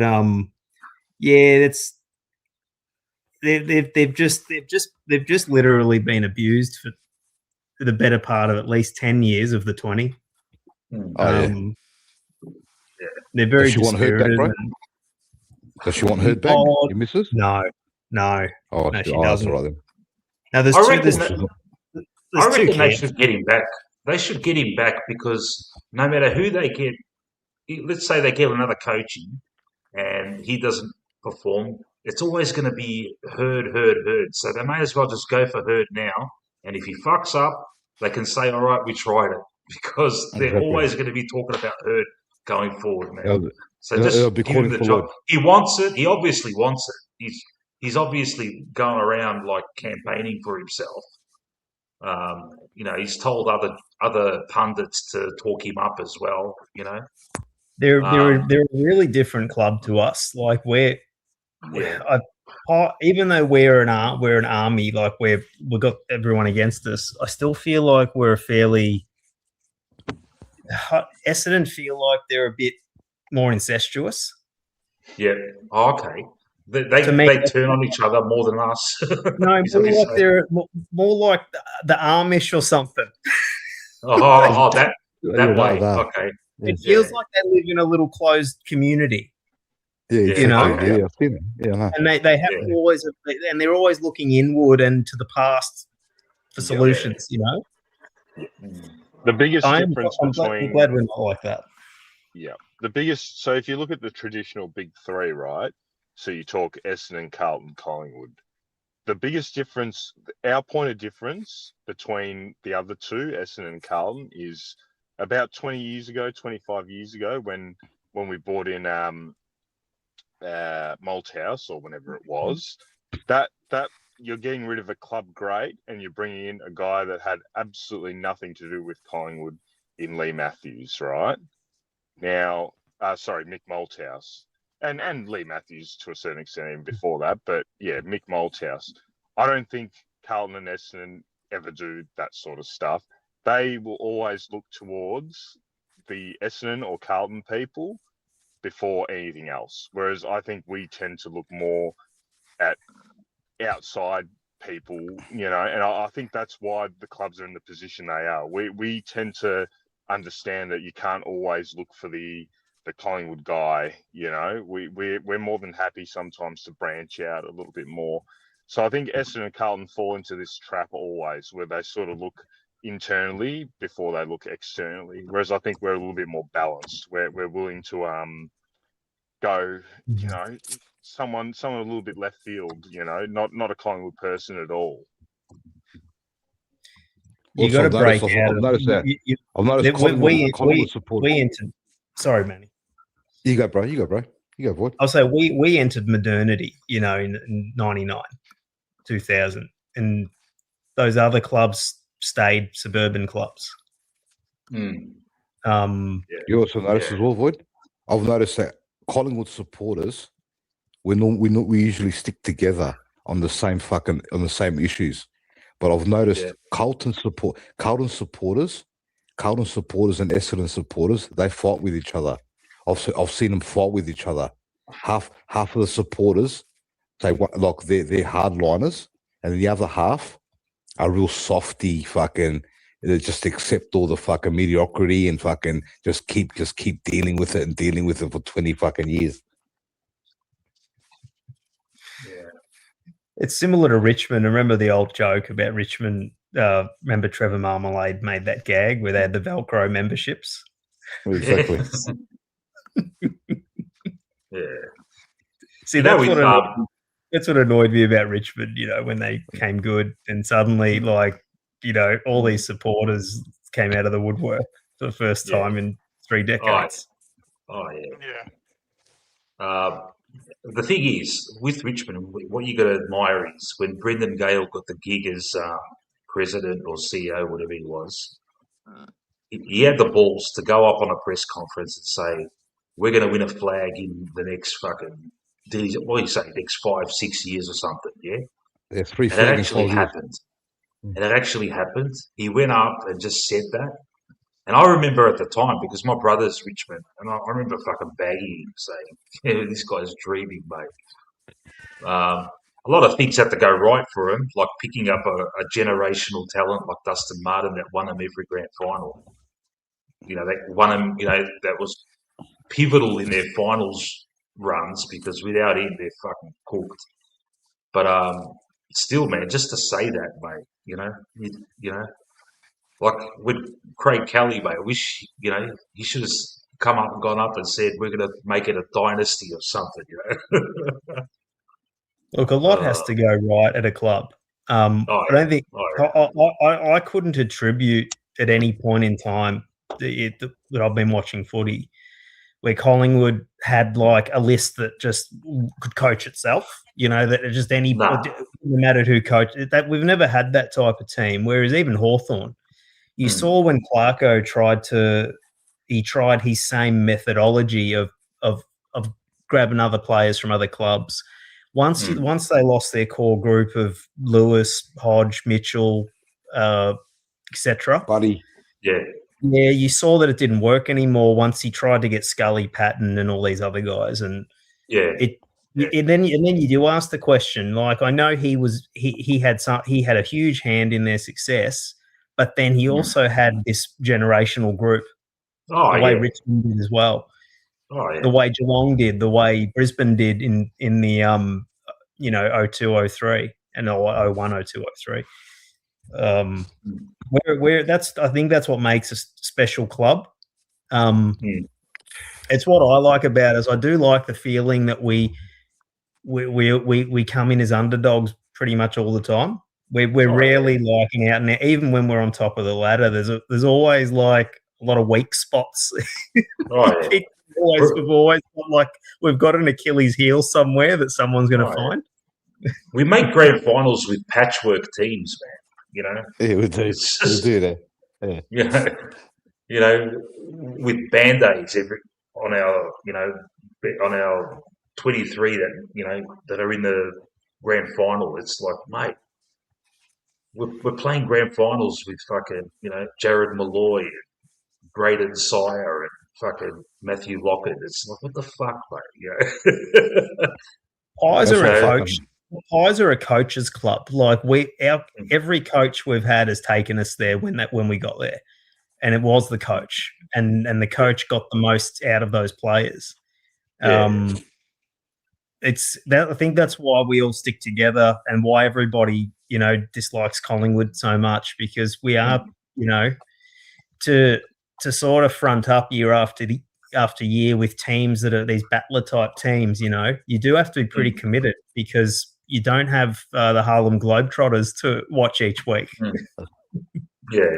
But we would just love to have like a dynasty once in our lifetime where our team just looks fucking unbeatable for a good fucking 3-4 years, where we've just got guns on every fucking line and we're smashing teams by 80 points regularly. Like a Brisbane team of the early 2000s or something like that, where they were just so formidable.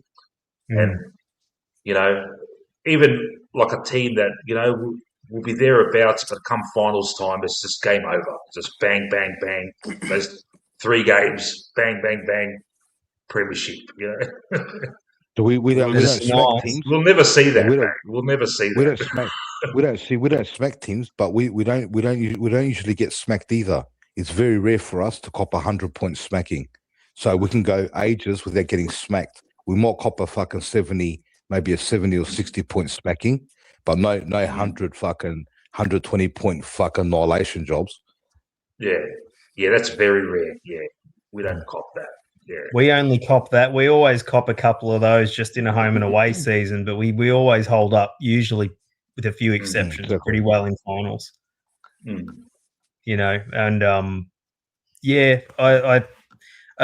back to back it'd be nice, but I think the Pies rest on their laurels a bit whenever they win a flag. Oh yeah, it's 1990. Yeah, it's ridiculous, man. We just cannot turn it into a dynasty, man. Even just two flags, in 3 years, 2011 was the big chance. That's when it should have happened. Yeah. Oh, yeah. We have dissected that situation in past streams, mate. Don't you worry about that. The Warble's probably going to want to come on and talk about that now. I'll say a few more provocative things so he's tempted back into the pit. Yeah. Oh, mate. But I'm actually I was telling the guys at several points during that fugue state I was in the last 33 hours, but I'm actually pretty excited for tomorrow. Like I want to see I just want to see where we shape up, and I just look at it as a great opportunity. Yeah. To see where we're at this point in the season. If he has had a talking to a few people, I want to see if it gets any results. If it lights a fire under a couple of guys. Yeah. But I'm also I'm excited anytime we get to see a new debutant. Yeah. Yeah. And I said it earlier. I said it earlier in the stream, and this is kind of like I don't know what the word is, like a double-edged sword. It's probably not the right term, but I would hope tomorrow we have a really good win where it's every player contributes, and suddenly Saidi can't get back into this team because the team played that well that we just can't drop anyone, for him. Because you look at who are the bottom 3 in this squad here, that are susceptible to getting dropped for Saidi. Who you got there, mate? Rowan Steele, you can't drop him. Allen, he's doing all right now. Allen, let's say Allen has a big game, tomorrow.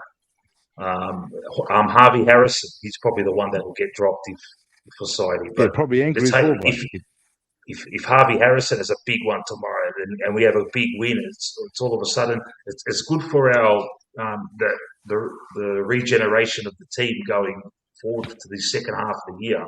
If Saidi is struggling to get a game in his team because his form doesn't warrant to come back in his team, and it'll just be a good thing. But obviously, there's going to be someone that stinks it up and gets dropped for him. He dropped Angry last time, bro. He dropped Angry last time, so Angry's not safe either. Angry had a good game. He kicked 2 goals, right? He dropped angry. So anything's possible with this coach, mate. He's loose. He's becoming loose. He's making irrational decisions. So anything's possible. Plus, he's got pressure from the inside with Saudi, and we know Saudi is coming out that he wants to go around again. So they better pull the pin early, because there's no way on earth that they can let Saudi go around again. If they do that, then they're making a massive mistake. Yeah.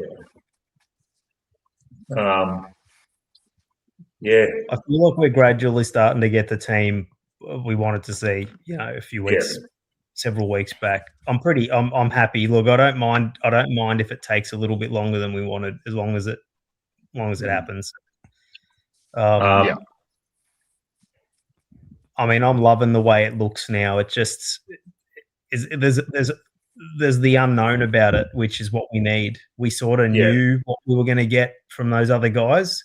We knew that they weren't going to completely capitulate all the time, but we also knew that some of them aren't going to give you that, I don't know, that possible sort of high that you want. Yeah. Yeah. 7 out of 10 performances, bro. Every week. They got to perform every week, bro. We're not asking them to be superstars every week.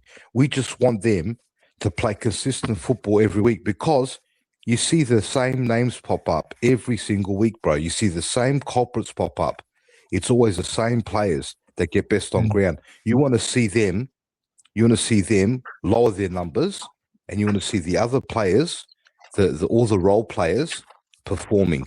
And that way you're going to see a massive change in the team. Once they all start lifting and not relying on Pendles and fucking Nick every week and Geordie, then you'll see the whole team will start changing. We're playing better football. Yeah. Yeah. I agree. Was lucky. I've tipped Bo to have a big game tomorrow. I've got him for 20 plus and 2 goals. Surely, he had one okay game, but he's had 3 fucking shockers, man. He's got to lift, man. The game's It's harder set to up for play. him tomorrow. The Yeah, game's exactly. set up for Bo tomorrow.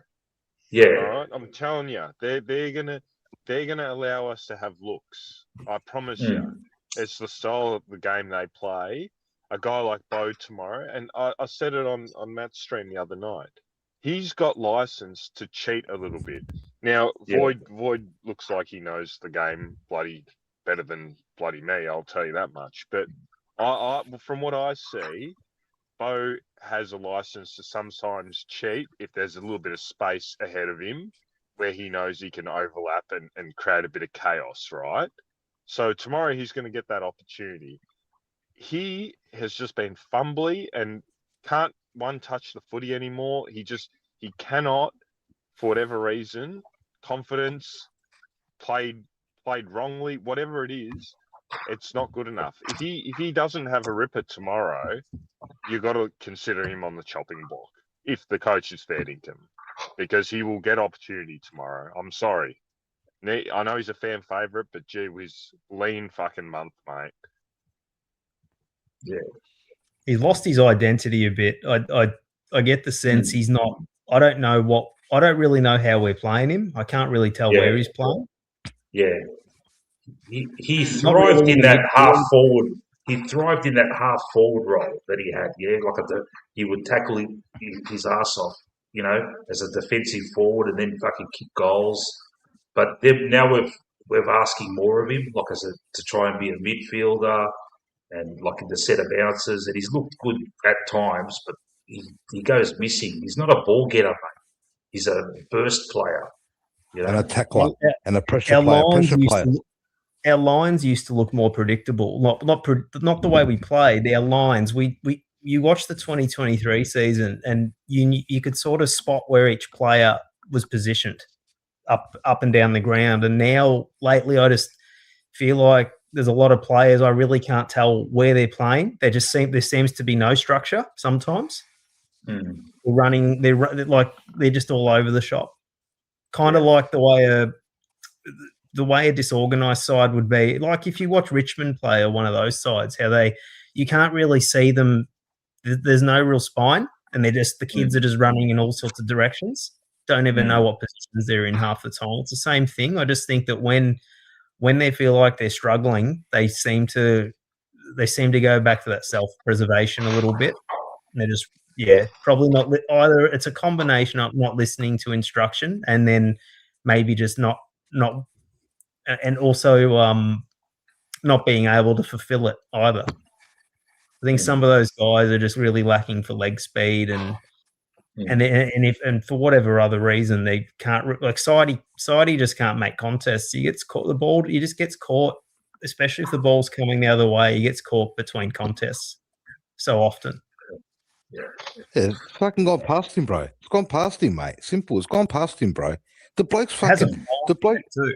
Yeah, the bloke's fucking. I'm 46. So he's 10 years younger than me, bro. 10 years younger than me, bro. This bloke, and he's playing fucking AFL football, bro. Mate, I wake up and I can't get out of bed sometimes. My back's fucked. This bloke's done, bro. He's done. He's going to keep squeezing the lemon? How much more does he think he's going to get out of the bloke? He might have a good game. So what might happen is he might play him again, and there'll be a game, 1 game or 2 games when he does damage. Is that going to warrant him another contract? No. He's got to play good football every week, bro. And now he's playing him in defense. Instead of playing him in the forward pocket, because he's crafty, he plays him in defense, bro. Play him in the forward pocket at least, if you're going to do that. Yeah. And the issue too with poor Sidey is, I mean, he's like Lazarus. You know, there were times, so many times I was ready to, call it for him, and then he's like he surprises you, and he comes back, and it's like, oh, I was wrong. And the problem is he's done that so many times, and then when he started, then it got less and less frequent, his good games. But then you would see him have one out of the gate, maybe he's just sore, or maybe you do go through that. But I think now it's just really, he hasn't really fired all year, and even if he was playing serviceable, it gets to a point where can someone in the twos do as good at least, even at just a lower bar? Yeah. Yeah, Swadling could do. I'm pretty sure Swadling could do a job better than whatever side he's doing and whatever Lipper's doing. As good as people are saying Lipper's been fucking, smashing it the last 4 or 5 weeks. Smashing it. He's been smashing. Everyone's telling us he's been smashing it, Okay. The bloke's the best runner. He's the best runner in the club, apparently.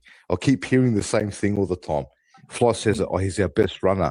Well, if he's your best fucking runner, how come he doesn't get to contest?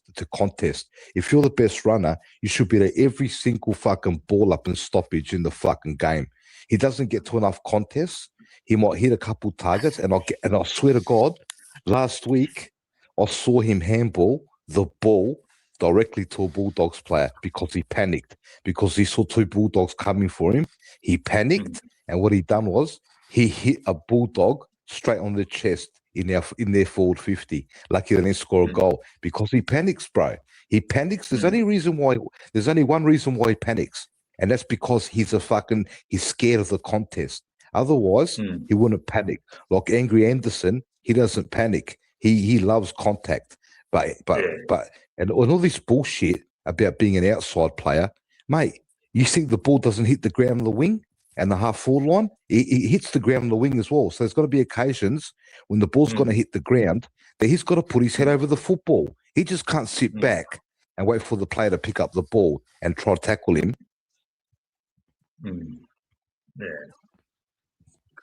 Yeah. What do you what do you guys think of our forward line? Like, it's looking fucking nice there. Like, Pod's never played an AFL game, but him there with Buller and Skunk Membry and McStay, suddenly there's targets there, and there's as long as I don't get each other's way, bro. As long as they don't get in each other's way, as long as they don't start bumping into each other, bro, it'll be all right. Okay. All I want to see tomorrow, bro, I don't give a fuck, right? I just want to see, I'm praying to God that we've picked up a diamond in the rough. I'm hoping that fucking Pod's hungry. He's been fucking hanging to play football. He's hungry. And hopefully that we've picked up a nice player there, B grade forward. He won't be an A grader, but just a nice B grader, just to put 2-3 goals on every single week, right? Keep him for a good 5-6 years in the team, and we've got a nice little forward there. That's what I'm hoping for, bro. Well, you see, Manny, you remember the guy who played for the Bulldogs last week? He's number 28. Selwood? No, number 28. Oh. He was in the forward line. Oh, Lewis? Was it Lewis? The one that kicked 3 on us. Yeah, Lewis. So he was an SSB as well. So that's the level you can grab those guys from state leagues. Yeah, and they're pretty serviceable. And then once they're in an AFL system, remember this is their full-time job. Yeah, you got Barham. Sometimes they can thrive in that environment too. You like Barham from Essendon. He played tonight. That Barham, he's one of them, bro. And also Martin, the one that done his ACL, he's one of them as well. So that's what I'm saying. I'm just praying to God that we've unearthed a nice little forward here that's hungry, and we can keep him for 5-6 years. That way, there, right? He takes a second, third defender.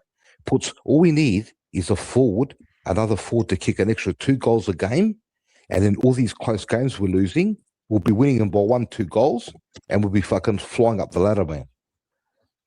Do you remember in 2018? And another thing is, I didn't care in 2018 when some of our forwards would have games where they didn't hit the scoreboard. But what would happen is at least one of them would bob up each week. Exactly. There was one week when we had Steve-O would kick 5. Then there was a week he didn't kick any. Then there'd be Josh Thomas. Then it'd be Hoskin Elliott. And so as long as our forward line structure can actually free one of them up to get off the chain. Exactly. And that's what we need. Yeah. Exactly. Yeah.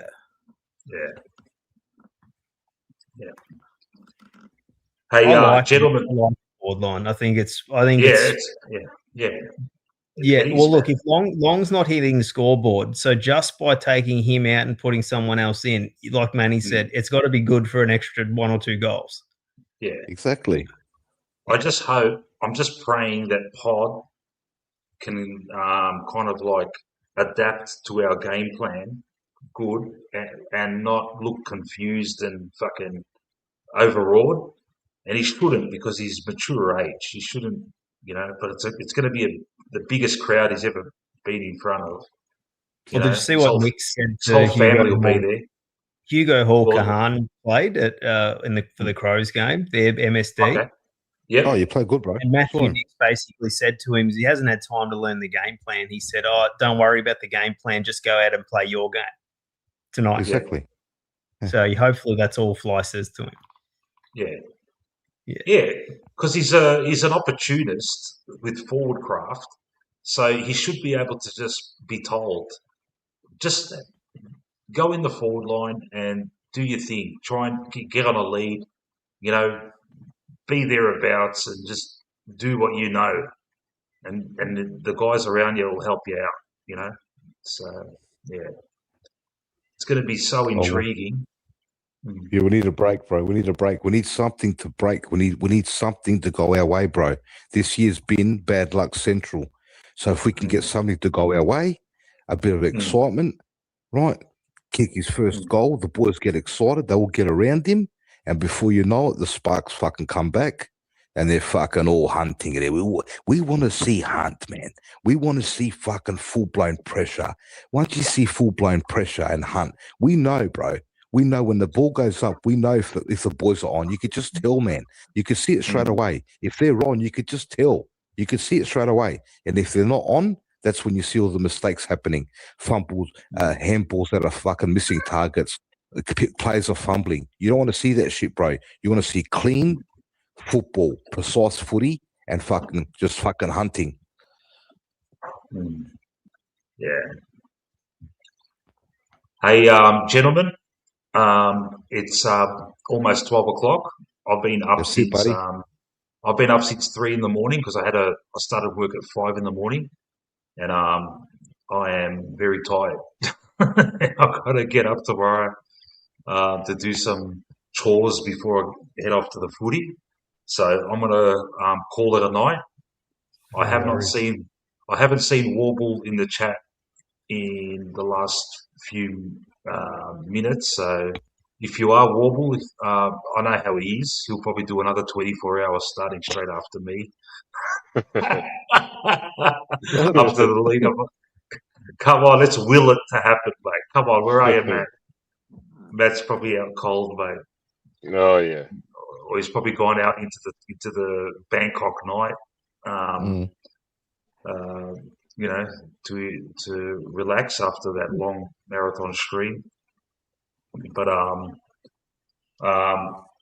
actually, just before I just remembered now, I've been bantering with a bloke on Facebook, and he told me to give him a shout out, so I'll just find him. Where is it? Who's that? The Sorry, Pike bloke? Who?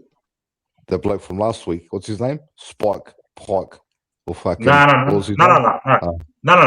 Just like on Facebook, just bantering about Collingwood. And he's part of a Brisbane supporters group, and he says he listens in, but I haven't seen him in a chat.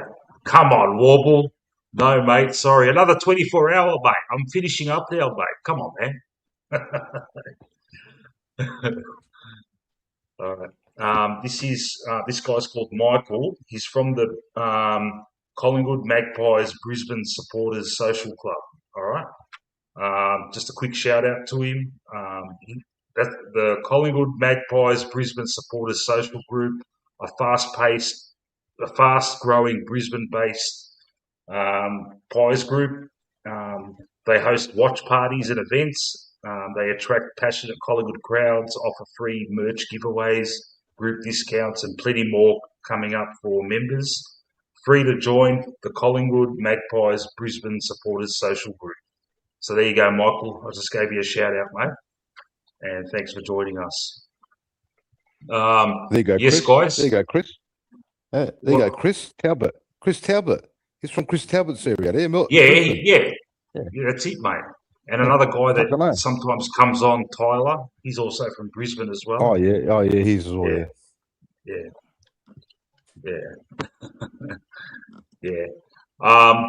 Yeah. Thank you, Jeanette. Yes, guys. I'll nip it in the bud, and I'll see you guys when Anthony does his post game. I'll be on the train home, and hopefully I make it this time and can start straight after Anthony, and then we'll talk about our fantastic big win over the D's. We'll be fucking up and about, mate. We'll be up and about. This time tomorrow, we'll be up and about, mate. Come on. Hope so, bro. Season's Thanks, back bro. on track. All right. Good night, bro. Good night. Thanks for tonight, mate. Good night. See you, no boys. worries. Thank you. Who's still with us? Manny, Age, and Voidoid. And Ultimate Greatness looks like he's hit the sack as Benny. Up the Pies. All right. Thanks, everyone. Talk to you all tomorrow. Thanks, guys. Catch you later. Pies. Pies. No pies.